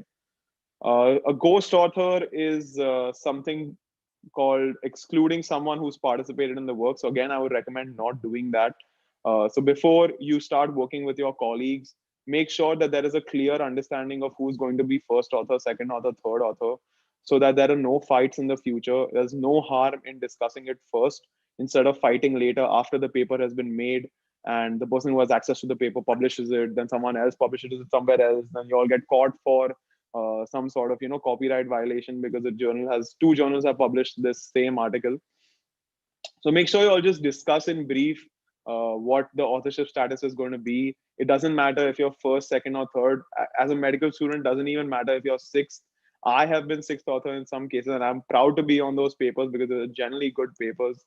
So don't worry about your authorship status now. However, don't let it go if you have done the most work. Make sure people know it and make sure that you are saying I have done the most work and that's why I would like to be first author. But don't fight and quibble about first author, second author, third author, because that's not our place right now as medical students to do that. We should just be happy with writing a few papers of our own and being on the authors list. And nowadays, journals will ask what part of the article preparation or research work each author has participated in. So there will be a checklist where you say participate in the data collection, data analysis, statistics, or writing the paper, etc.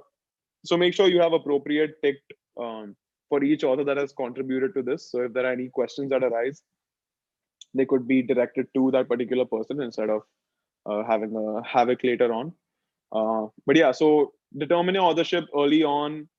Make sure that everyone knows what they're working for. It would be unfair to exclude someone who has really worked really worked hard on the paper, and at the same time, it would be unfair to include someone who has not worked at all on the paper. And that's called gift authorship, where people just keep including each other in their papers, and they provide authorship that way. So I would say exclude doing gift authorship because you are responsible for everything that paper is written. So as an author, you are responsible for all claims and comments that paper has made. So I would say avoid doing that. After that, you've done that. There are some keywords that you have to include in your article submission. Uh, you can use the same mesh keywords that we had searched for yesterday. You can have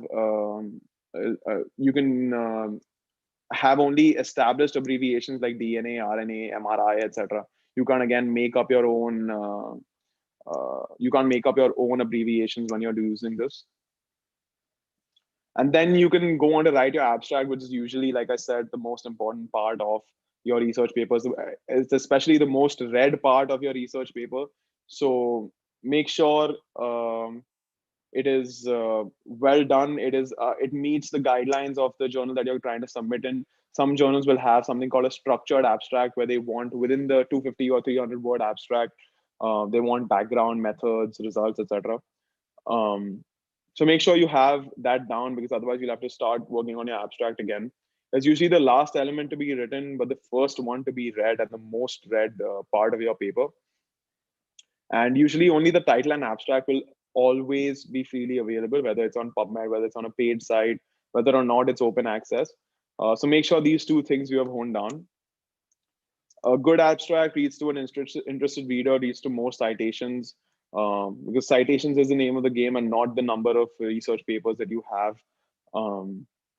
So make sure that you have those two things honed down. So how do you write an abstract is always check your guide for authors, read it 2-3 times before starting to write anything. This guide to authors will be available again on your journal website. It will be an information to authors or guide to authors where they write exactly what they need. And if you don't submit it that way, then they're going to send it back to you. It will cause unnecessarily delay in your article submission process, which we don't want. Once you have done that, determine your abstract length. Usually it's 200 to 250 words. Make it concise, avoid any descriptive sentences, because you have only 200 to 250 words to write everything from introduction to your conclusion, usually if it's a structured abstract. So avoid any descriptive sentences. Don't include all your results, include only the results that you find important, that you think are the major chunk or the most important part of your paper, so that someone who reads it thinks that, oh wow, okay, this paper has this information, I want to access it, I want to read it further, and maybe he'll reference you then and have give you a citation. Be very clear about your study purpose. Describe this purpose in very short, maybe a sentence or two. Answer the question, what is the purpose of my research and why should the readers care about it? If you're describing any new research methods or results, it's important to describe it within the context of your study. Consider thinking about why you found your research interesting and why did you decide to study the topic, and then you have the answer to why should people care about my research and what's new about it. When you're writing about the methodology in the abstract, just write about how you decided to solve the problem. What exactly did you do to reach your results? Then you can mention your findings, include any answer to the problems you set out with in the first part of your abstract. If it should not usually be a vague sentence where you say a large percentage of schools in India are found to be negligent in offering sufficient midday lunch meals. It does not add any real value to the reader. Instead, say 64% of schools in India are found to be negligent in offering midday lunch meals, right? This would give the reader more information about exactly how many schools are involved with this and are negligent, instead of you just saying a large percentage, right? So be in the results section of the abstract as well. Be objective. Don't write any explanations or just provide hard facts and hard data. And how to fine tune your abstract is do a proofread and edit. Look at every single word. Leave it for a day or two, I would suggest, and come back to it, because sometimes we too suffer from writer's block. If you leave it for a day or two and come back to it, you think, okay, maybe this sentence is unnecessary, I'll remove it, add this one, because you are working in a frame of just 200 words.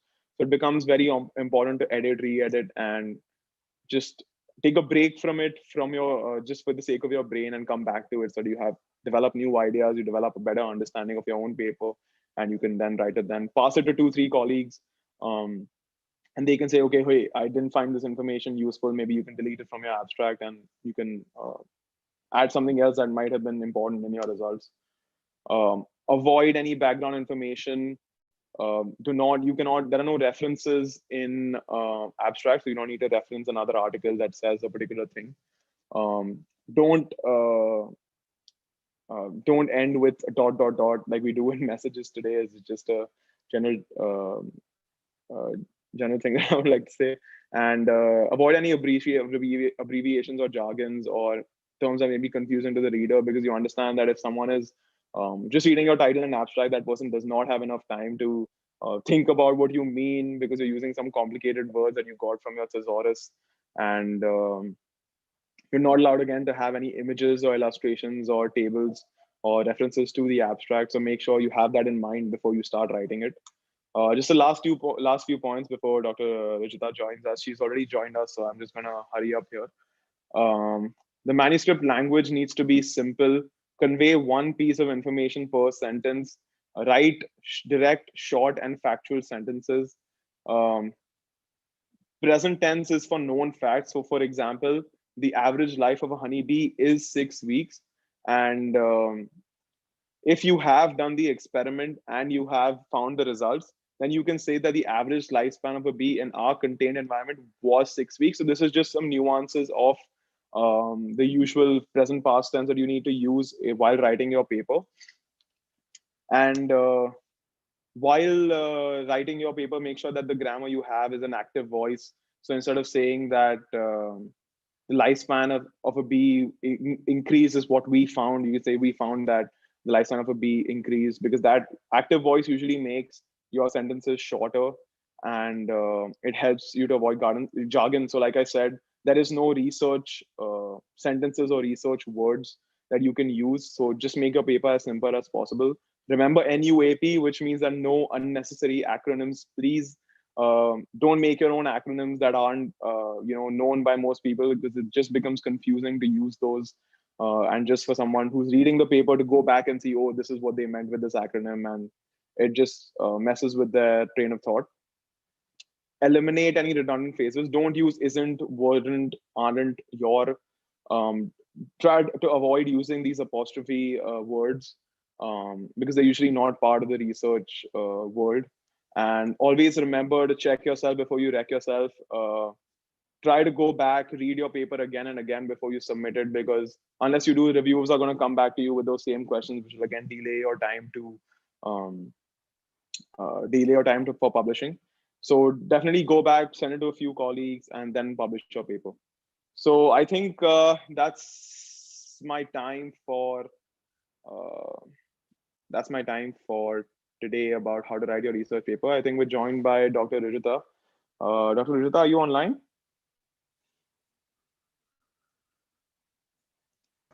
Hello, ma'am. How are you? Yes. Good evening, everyone. So nice to see a very animated Aniruddh explaining all about how to conduct research. And good to see such a lot of people interested in it. So I've been listening patiently. Go on. It's a pleasure to have you, ma'am.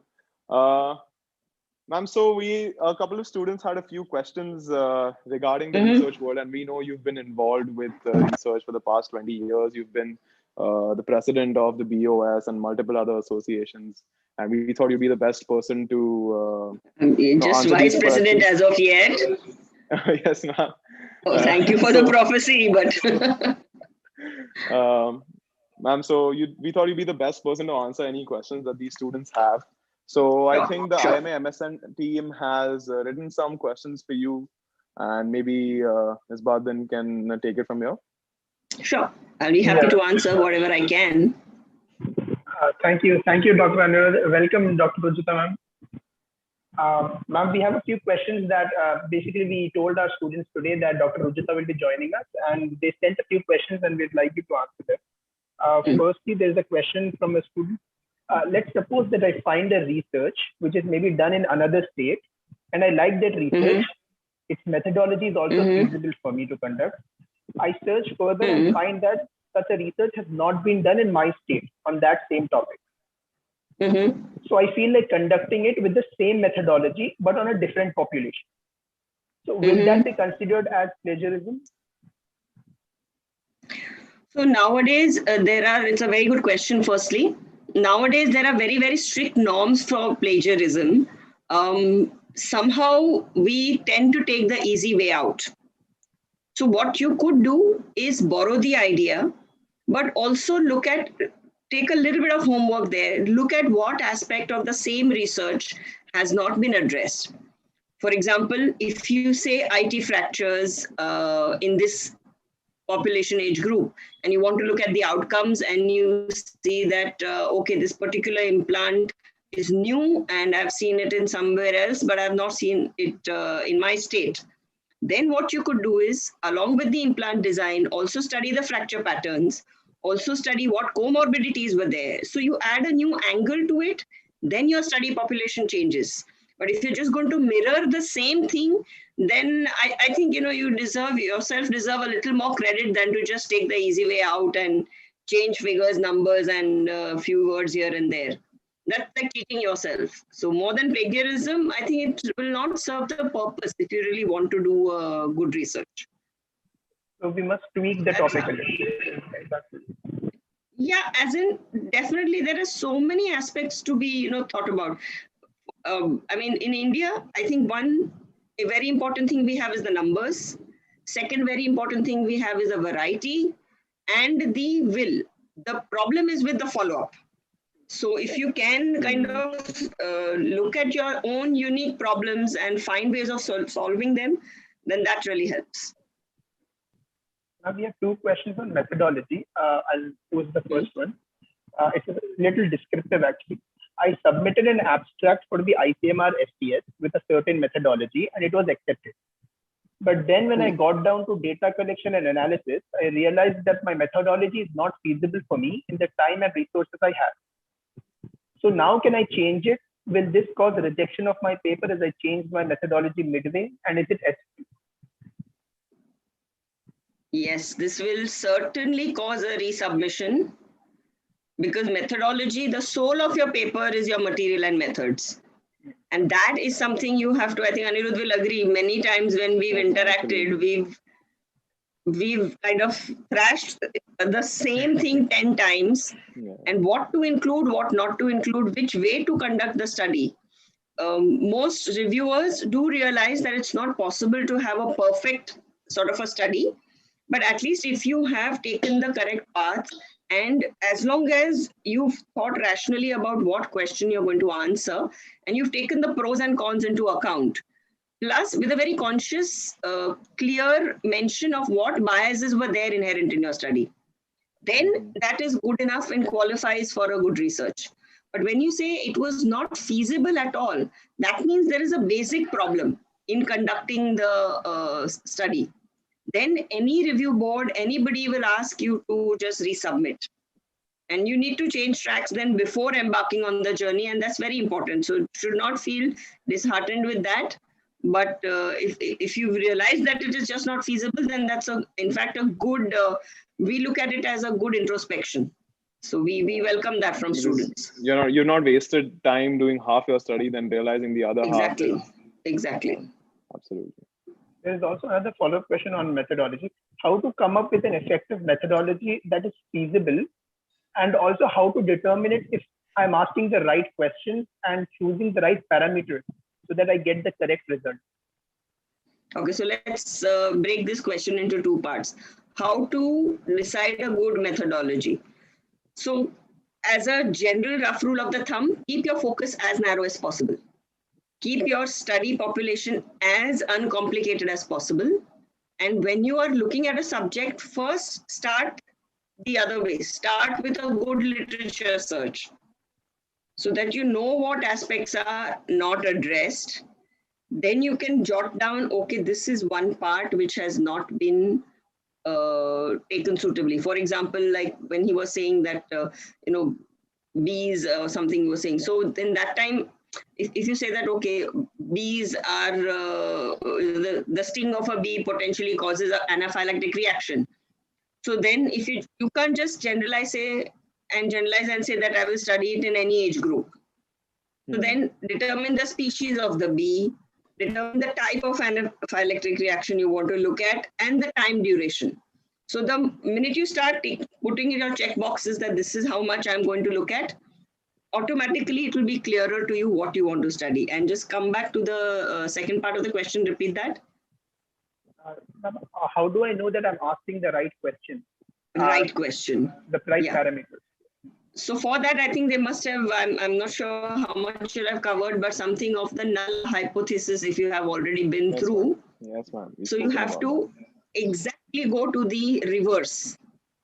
And once you have put the reverse question, you will automatically be able to generate answers to that.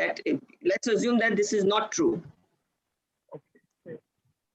And then you go about writing down your, I think it's a little abstract to keep talking like this about it, but if you have a specific topic, then automatically, I don't think any student is, unable to really frame a good research question. What I find most students struggling with is they lack absolute clarity and focus. They try to go all over the place. They want to have too many things included. And it's the typical Indian jugaad which we want. You want ye dil mange more. So for the price of one, you want two. So you have to really be meager in that, but be very clear and specific, because then you'll find that when you write down your study, it will be a very easy flowing read for the reviewer. And that will fetch you more. In fact, negative studies have great value. Most of us tend to think that the result must be positive and like the best results, and 80% of my population had great results or excellent outcomes. No, that not at all. Not at all. What we look for is, was the study well conducted? Was it honest enough? Were negative results really reported? And if so, were they analyzed properly? So that's all we really care about. Absolutely. Ma'am, there's another question. How to find opportunities to present papers in big conferences? Do we need to get invited, or do we approach through some channels? Also, is it necessary that the research is complete by the time we present the paper?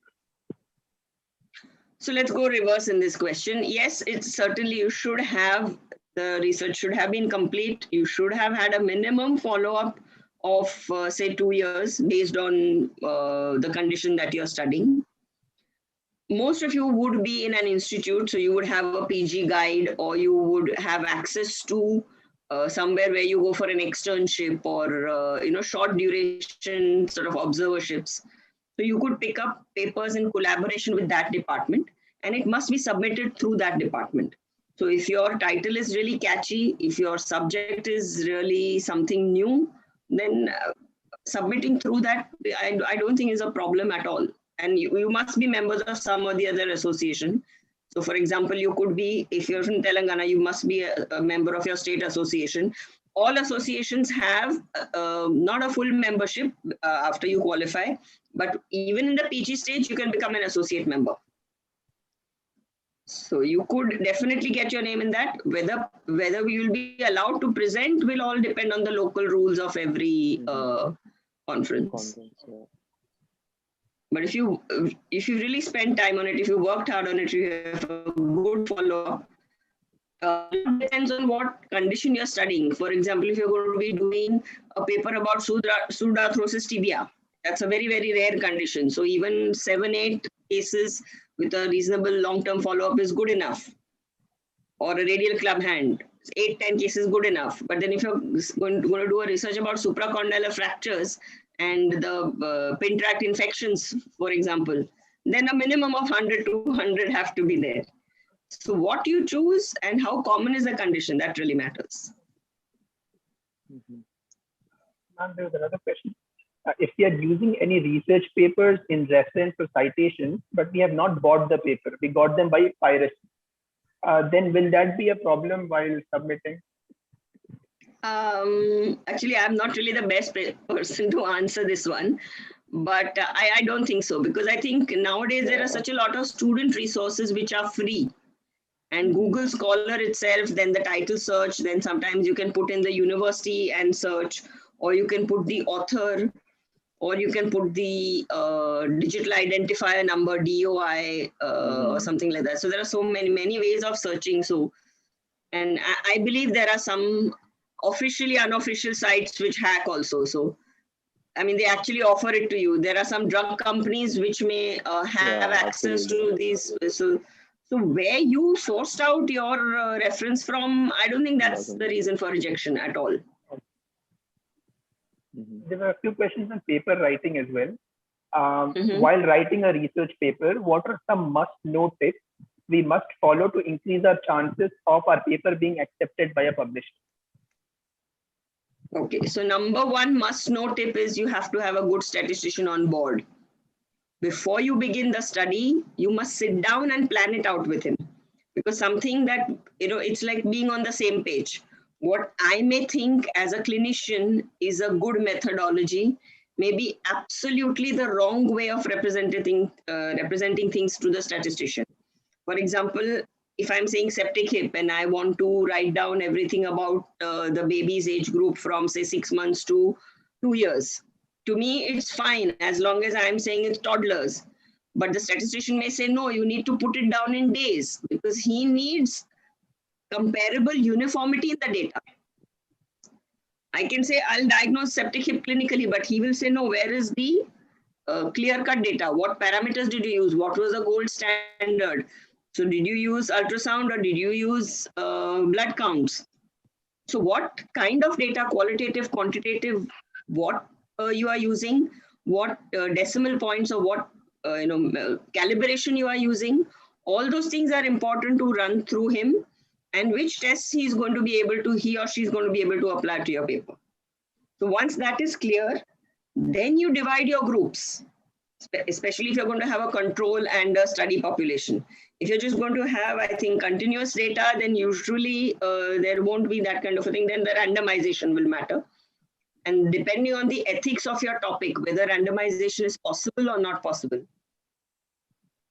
So I was on the IEC KEM and there was, I think, one huge discussion on an injection methodology where they said that they wanted to study a particular drug for stroke.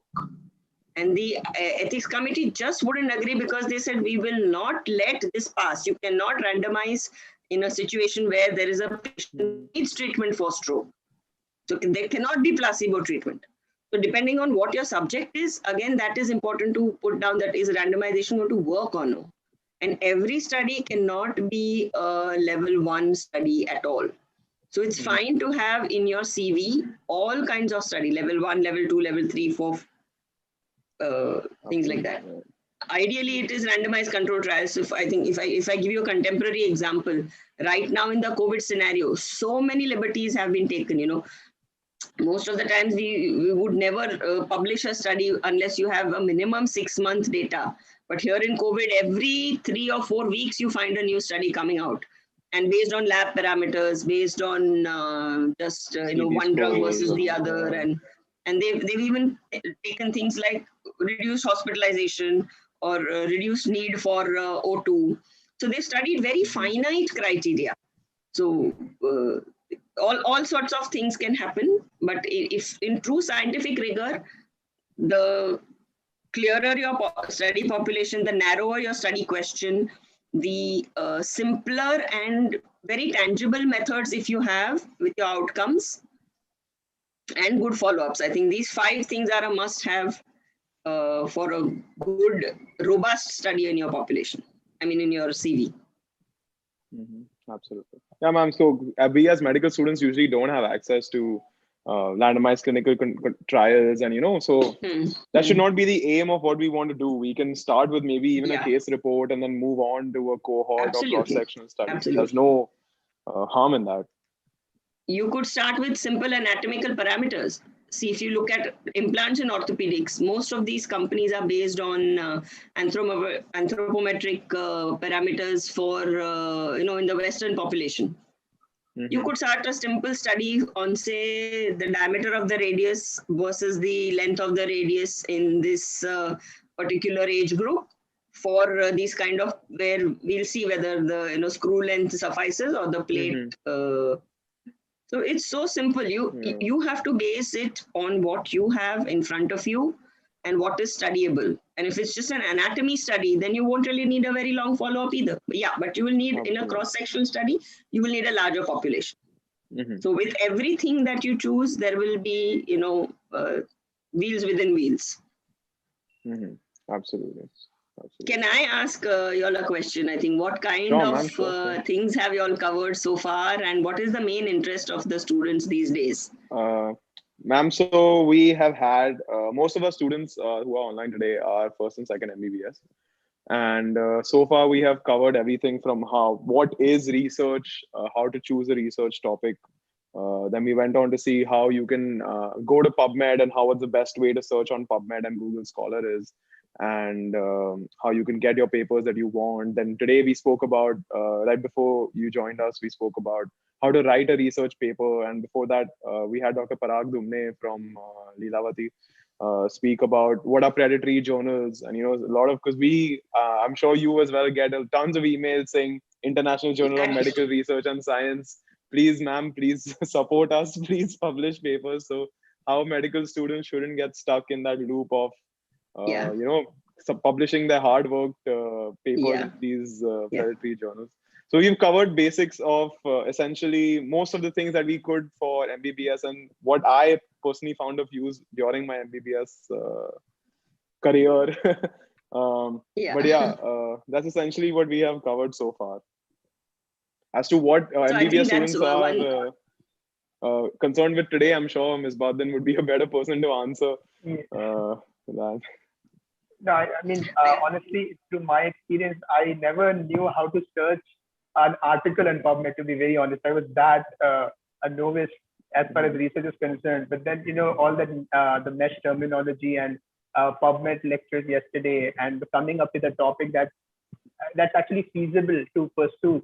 All of that actually really enlightened me a lot. So I'm sure this will help me a lot when I pursue my next research topic. I actually had started one, but then it stopped midway because of COVID. It was a surgical topic, but then it kind of got stuck midway.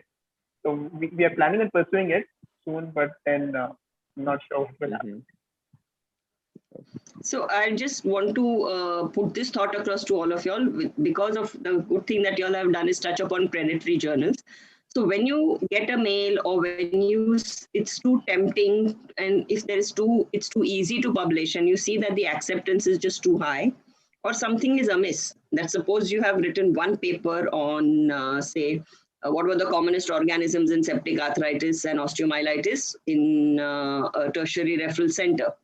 And then suddenly you get a mail saying that based on your fantastic work in genetics, and that title is quoted, we would like you to opine on this, and please submit your article about sports medicine. And then the third mail that you get after is this, based on your work on sports medicine. So it's just that if you respond to these emails, you realize that everything is disconnected there. So don't waste your time on all that as well. And since you were talking about how do I decide my study is feasible, try not to look at too much exotic a condition. Try not to include in your study, at least at MBBS level, something which is so rare that you may have full details about one patient of that nature. But it has, you to find another second or third case of that nature, it will take too long. And third, if your research is like absolutely very, very exotic, say like biomaterials or say some radioactive molecule, and it has no clinical implications, then chances are that you may still have a good paper, but you will not be able to get it through in a routine orthopedics journal. So then try to look for what journal would be more suitable to what you've studied. So don't waste your effort. You could put it into a radiology journal. You could put it into a basic research journal. There are many ways, to kind of publish the same material, but in something with impact. Nowadays, IIT and technology, that's another area you all need to look into. They are very, very interested. And they may sometimes have these not fairs, but they hold these open forum kind of a thing where they are posing and they team up So you have IIT students and medical students, and they throw open the clinical problem to you, and then you have to team up and come up with a solution. So even something as simple as that, you could develop an app for a particular problem, and that may suddenly, come up with a very, very good journal. You can submit it for patenting. You can submit it for industrial bench to, bedside. All so there's so many avenues actually if you want to collaborate, because technology is really the future. So that's again an aspect you all need to look into. Ma'am, since we are discussing how to select journals to publish, I mean, I had this thought, and I want to know if it makes sense. For example, if I choose a topic, for example, something like effect of nail polish or mehendi on pulse oximeter, for example, and then I go out and I search on PubMed, and I find that there are a few journals that already have many articles on that particular topic. And then there are another set of journals that do not have many articles on that topic. So when I choose a journal, do you think it makes sense that we choose journals which do not have many articles on that topic, so that the chances of accepting my article getting accepted are high? Yeah, that will be one important factor for sure, but also look at the impact factor of the journal itself.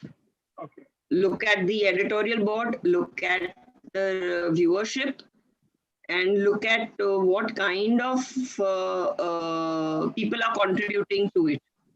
Not just the rarity of the subject in that journal. Because otherwise you will have submitted, you will get a good acceptance, but if it has no value to your future career, then, I mean, if I get a student who applies to me for pediatric orthopedics, say as a fellow, but he submitted something in a dermatology journal, it automatically switches off my interest. So just because he's got an acceptance, so maintain a little bit of a path and a streamlined focus. Right. Ma'am, there was another student who wanted some elaboration on evidence-based medicine. Could you elaborate on, on the concept of it? That's actually a huge topic in itself. Okay. If I had to put it in a nutshell, it's a bit of a two-edged sword. When we began practice, the concept of evidence-based medicine was still evolving. But the more you go in depth and the more studies you read and publish yourself, you realize that you can prove one theory with a study of 30 subjects, and you can go ahead and prove exactly the same thing with a study of 90 subjects. But something which has withstood the test of time, a procedure which has lasted long, a lot of review, something which has even gone into meta-analysis, something which has been adopted across the board. Say if you see a method which kind of goes, say for example, the Ponseti technique for club feet.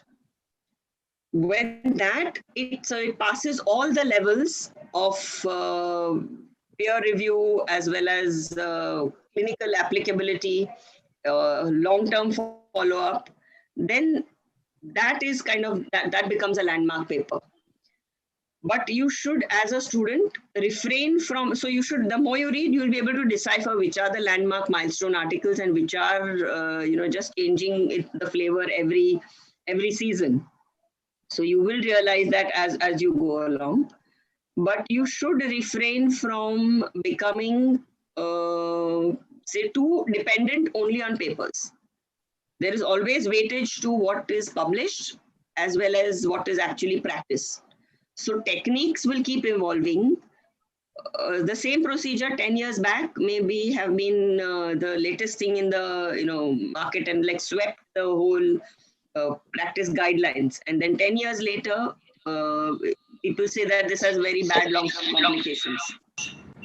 So there is always going to be things like spines, things like arthroplasty, where there is always a constant evolution of implants. There the evidence also keeps changing over the years. So it's good to have these 5 levels of publication, but you need to look at every aspect and then weigh the pros and cons and finally take home what is more relevant to you. So evidence-based medicines has a place. Eminence-based medicine is certainly not very popular, but clinical practice and things which have a gold standard, which have stood the test of time, I think nothing can replace that. Because finally, medicine is an art of a science. Remember that. Ma'am, so I had a question. Yeah. I'm sorry. No. A lot of medical students do research only when they want to do USMLE or PLAB, or they want to just get out of this country. So what do you think is the importance of research in the life of an Indian physician or an Indian resident? So that's a very broad-based question, but we'll still try to answer it as simply as possible. When you're thrown into the sea, you will automatically learn to swim. So when you do all these things for going abroad, you will definitely add to your career. It will get you a placement somewhere. But when you go abroad, you will realize that every person sitting out there, if you have 10 papers, they have 20, somebody will have 15. So that's always going to be there. But if you have written up things which are really worth it. So when somebody looks at your CV, they should see a variety as far as a student is concerned. They should see some case series. They should see some case reports and long-term outcomes. So if you have, and possibly some basic research and some rare exotic conditions also. If you have a good mixed bag for students who go abroad, it's very, very helpful. But when it comes to the Indian perspective, if you're going to live here, practice here, it will be important if you're going to seek placements for medical colleges or corporate hospitals. But it's not going to matter if you're going to do a largely private practice based, the typical GP or nursing home setup sort of a thing. In our free market economy, as I would call it, our Indian-based system is very, very still very much based on word of mouth. So to sharpen your skills, to refine your own self and do things better, yes, it will be important for personal growth. But in actual clinical day-to-day practice, if you're not going to indulge in corporate hospitals or have multiple attachments or medical college careers, then probably it may not be that's the only thing that defines you. You have to have clinical skills, PR skills, very important in today's world. Absolutely. Yeah, but having research is good because you have an analytical thinking mind, and that definitely carries a good impression. But the patient who comes to you in private practice is just going to ask you one question: am I going to get better? That's true. Ma'am, actually, I had one question. Sure. Ma'am, you had just mentioned that a person who is trying to publish in pediatric orthopedics has submitted another article to dermatology. So that wouldn't be good for his career. But suppose there's a medical student, like suppose it's me. Actually, what happened is I am interested in general surgical research, but I wasn't getting so many opportunities in that particular field. So I tried to get into other fields as well. Like this year, COVID has affected like multiple organ systems. So I was trying to participate in a psychiatric psychology research. And so like, will this affect my CV in the future? So I'm not saying, don't get me wrong, I'm not saying it is wrong to do it. But what we look for is your slow build up. So as an MBBS student, so we also look at that, at what stage you have published that. As an MBBS student, if you have a wide variety of subjects, they're absolutely fine. But once you're moving on to a fellowship, once you are applying as a senior registrar or a post-qualification, post-MS fellowship or a post-MD fellowship, then for a pediatric orthopedic surgeon, even if you have 10 arthroscopy publications, it doesn't impress me. But at the same time, tomorrow with the same CV, if you're going to apply for a consultant job somewhere, or if you're going to apply for a, say, general orthopedic fellowship somewhere, then it's going to be fine. So it's not that you shouldn't do it, but as you go along, if you continuously show me, so suppose, for example, I'll speak only about pediatric orthopedics since I'm one. So if it was a rare dermatological condition which got in the way of a fixation, and then you had to devise a new splint or a new method to still do the fracture. So what was the relevance to my particular subspecialty? If that is there, then I would definitely still encourage that. But if you've been all over the place and there's just no focus, so if somebody sends me a CV and says, I'd like to get a spine fellowship as well as a pediatric fellowship, then that doesn't make sense to me. So that very early on in life, you have to sort out where you want to go. Yeah. I mean, absolutely, because like Okay. even when I got involved in research, I have papers in like ENT and molecular medicine and all. But I think what matters is after 5 years, if I have this broad base of research and I move on to the specific specialty that I want to, that's what would matter, you know, because having a broad base wouldn't affect you, at least in the MBBS years. But as you move along, that's what It matters. will matter when you have two candidates with 10 papers and 12 papers in front of you, and you have to then analyze which one CV is more suitable for your job. The job has to suit you, and you have to suit the job, both vice versa. Absolutely. But what should be our approach if suppose we are interested in a particular field, but we cannot really find a mentor who is entertaining us when we ask them for help in research, for example. We don't have a mentor. What alternatives do we have, or what would you suggest? If I mean, for example, if I want to do research in general medicine, but there is no one in general medicine, there is a particular professor in surgery who is who is into research.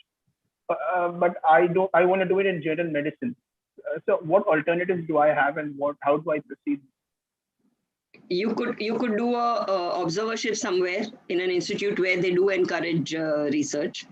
You could still have a student group amongst yourself and say 4 or 5 of y'all, but you will still need a guidance from someone, and put that data together and try and keep it short term then. Keep it a very tangible and very focused, narrow study.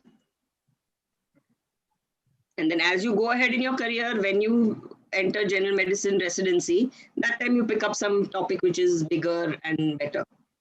So there will always be opportunities at every level. Remember, this is just 1 year, so it's a passing phase. Or take up population-based studies. That's another way of doing things, but that's a lot of hard work. Dr. Benjamin Joseph, who is one of our senior most pediatric orthopedic surgeons, he did a cross-sectional study in the entire South Canara belt in school children of how many of them are flat-footed. So imagine the time and effort he must have spent. But even you can do it, population-based that way also. You don't need a mentor for that then. So if you want to go ahead and in school children say, I want to study the level of vitamin D, so then don't try and choose anything invasive. Then you could say, we just want to see how much of play hours and how much of sunlight daily exposure they are getting. Something like that. Choose something that is relevant, simple, and change your avenues where you're going to conduct the research. Or say the typical type of midday meal, we want to study the constituents of that.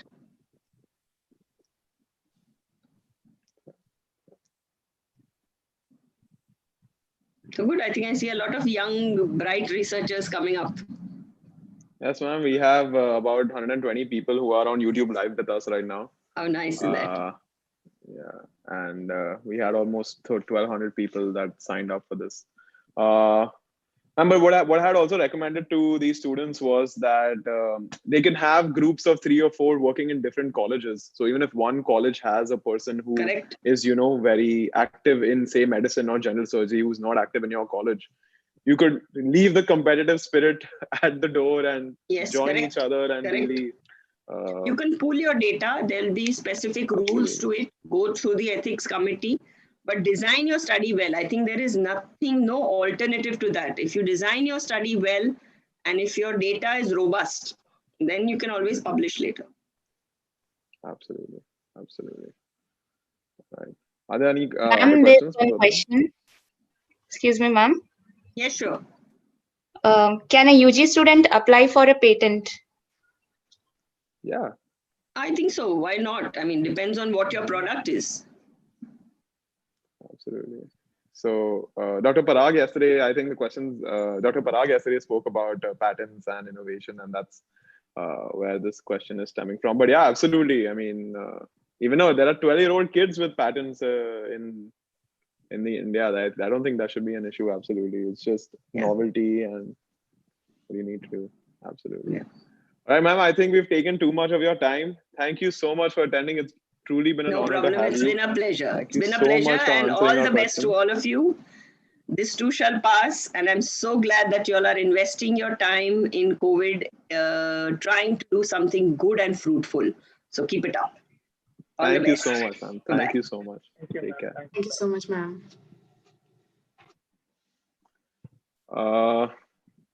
So, all right, guys, we still have about 10 to 20 minutes. So let's talk about statistics. Just a short 10-minute presentation on statistics, if you guys would like, so that you can understand what exactly goes on in a paper. And then we'll end this 3-day workshop thanks to IMA-MSN who got in touch with me regarding this.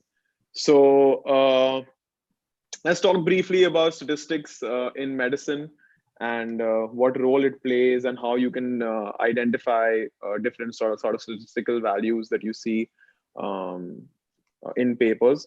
So statistics is basically used for planning, designing, collecting, analyzing, interpreting, and reporting. I know they all sound like synonyms, but when in the planning phase also, you need your statistics. While designing your study, you need your statistics. And this will all be done only if you approach a statistician before you start your paper. And obviously you need it while analyzing and interpreting your data.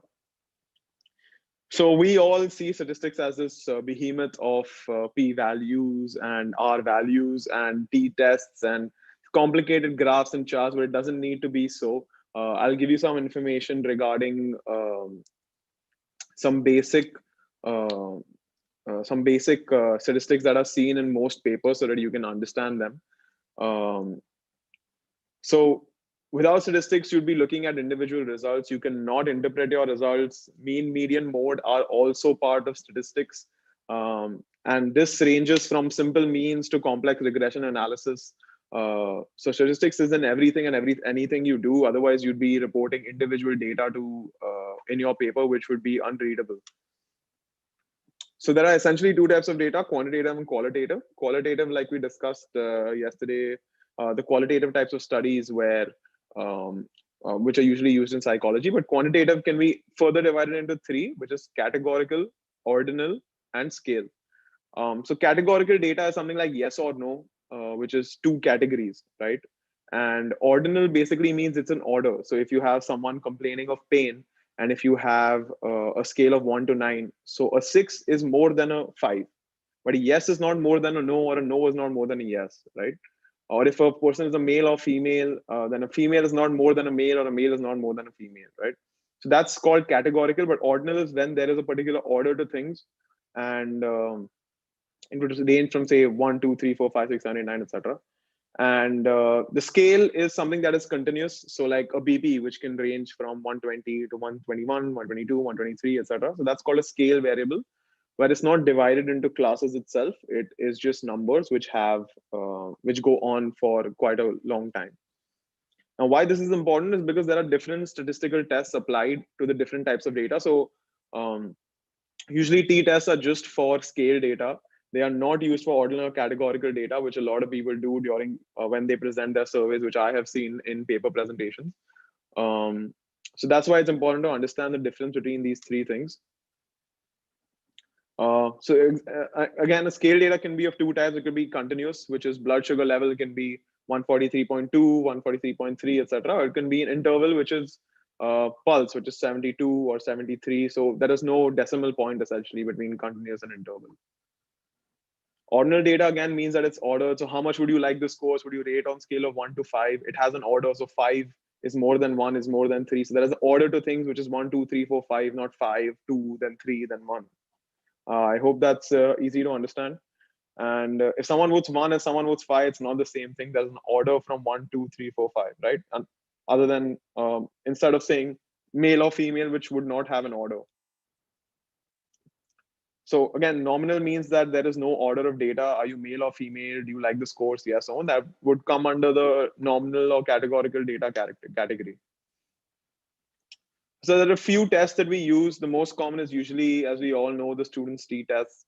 It determines whether the mean of two groups is equal. So like I said yesterday, try to have the help of a statistician. It's because the use of this test requires certain parameters or certain assumptions to be met.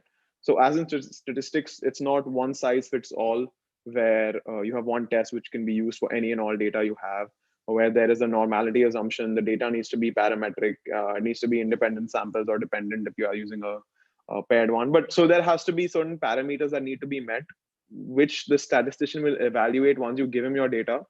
After evaluating, he will determine whether or not you can use the student t-test on your data, right?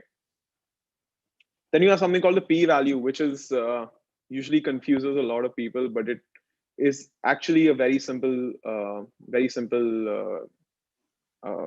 phrase, right? So p-value basically refers to something called a probability value. So whenever you have something, right? Consider I have a dice with 5 sides of that dice have the number 1, and the 6th side of the dice has the number 2.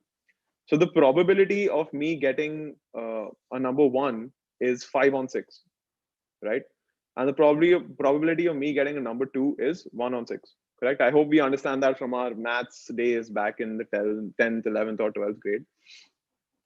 So that's the probability value, right? So whenever we are conducting any test, okay, it's possible that you are getting the results of the test are just by chance. So suppose you are trying to evaluate the difference between the blood pressure of the male and female, consider, okay? It is possible that because you are not evaluating the total population, right? You are evaluating samples from there. So while sampling, right, it's possible just by chance that you take all the people who have high BP in females and all the low people who have low BP in males, right? It's possible. It's very unlikely, but it's still possible, right? So that is the probability value, okay? So when you are comparing them, you will find that the females have very high BP because by chance you have taken all the females who have taken high BP as in your sample and all the males who have low BP in your sample, right? So by chance you will see that the females have higher BP than males, correct? So the chances of that happening should be less than 5%, correct? That's when you say that this is statistically significant, okay? So whatever results you are getting from the particular test, okay, they will all be associated with the p-value.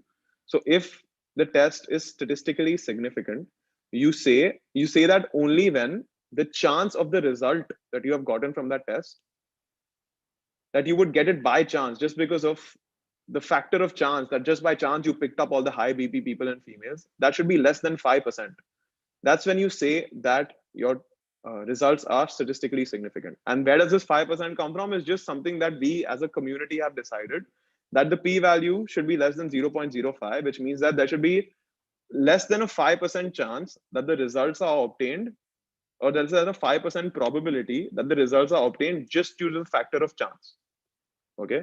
The 0.05 is not a golden thing that God has dropped down to us and told us about this. It's just we as a community have decided that we will use this 5%, that, and if to obtain the results, the probability of obtaining these particular results just by chance is less than 5%, then we will accept that it is not by chance and we will consider it significant. Okay, so that's the meaning of what a p-value is. So rolling of a dice, you roll one die 6 times, your friend rolls another die 6 times, you get results as 1, 6, 6, 3, 4, 1. Okay, your friend gets his die results as 1, 2, 5, 3, 4, 2. Mind you, you have rolled it 6 times, and that's why there are 6 numbers written here. So is there a chance, so is there something wrong with his dice where he has not even gotten 6 once and you have gotten 6 twice?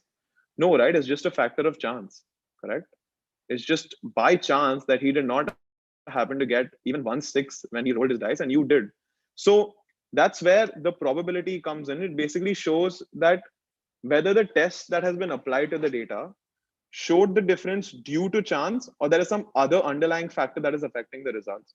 So if you have given salt, say 10 grams of salt to a group of 100 people, and 20 gram and 1 gram of salt to a group of another 100 people, right? when you're trying to evaluate their BPs, you will compare the BPs in the two groups, and you will see that the BP in the people who you've given 10 grams of salt to every day is higher than the BP you have given to the group who has been given only 1 gram of salt, correct? So when you apply the test, you will basically see that if your probability of getting a difference between these two groups is less than 5, then you say that there is another underlying factor which is causing this change, which is causing this higher BP in one group and lower BP in the other group, and that we take as the salt intake because that's the intervention we have done. So that's the basic point of p values. This is something called a normal curve, where um, so the center is basically a median where you have 50% probability that the outcome is above or below a 7. So if you roll a dice, and if you roll 2 dice and you get, the chance of you getting a 7 is the highest, right? Because there can be multiple numbers associated. You can get a 6, 1, 5, 2, 4, 3, etc. But you get the chance of you getting a 12 would be exceedingly low, right? So that is at the rightmost, and the chance of you getting a 1 would be the same as you getting a getting a 2 would be the same as you getting a 12, right, on these 2 dice, because there is only one possibility each where you get these numbers. So this is basically the probability of you getting the results, and that's called the normal curve. This is something called a normal distribution, and it is essentially something that your data should meet when you're trying to use these students' t-tests and pair tests, etc. So this is just an example of a normal distribution where where this normal distribution is important is when you're taking the BP or the pulse of someone, it would usually follow a normal distribution where you would see very less number of people with BP above 240. So they'd be probably in this 0.013 part of this distribution. And there'll be a lot of people with BP 120 by 80. So they will be in this. So that's why this graph shows the highest number of people in the center, right? There'll be a lot of people with 120, 80. Again, there'll be a very few people with BP of say 70, 30 or 70, 50, right? Again, they'll be in the leftmost part of this normal distribution. That's why there's a distribution that you see where the most common values will be in the center.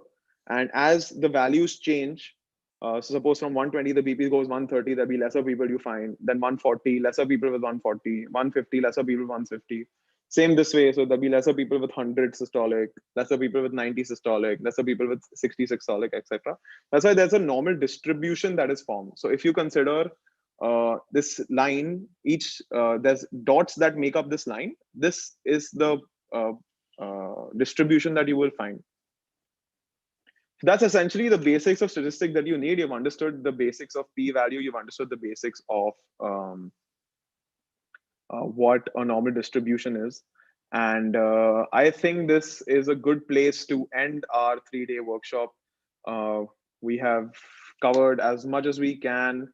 If you guys still have any questions, feel free to write to me at contact us at pubgeek.co, or and please feel free to follow our Instagram and our YouTube channels. I'd be forwarding the videos to the IMA-MSN team. They'll also be having the videos online for at least a week so that you can come back, take any screenshots you want, be comfortable with the information you've been provided. And I'm sure we'll be having many more conferences like this in the future. So keep in touch with the PubGeek Instagram page, and we also have a Facebook page. And remember to subscribe to this YouTube channel, so whenever we go live, you get a notification and you can join in and see what discussion we're having. So is the IMA-MSN team online? Yes, sir. Guys, it's been a pleasure to collaborate with you all and have this workshop. It's truly been very successful. We've had a lot of people giving their attendance, although not many have attended. But yeah, there's nothing we can do about that. But it's truly been a pleasure. If you guys ever want to work with me in the future, you know where to reach me.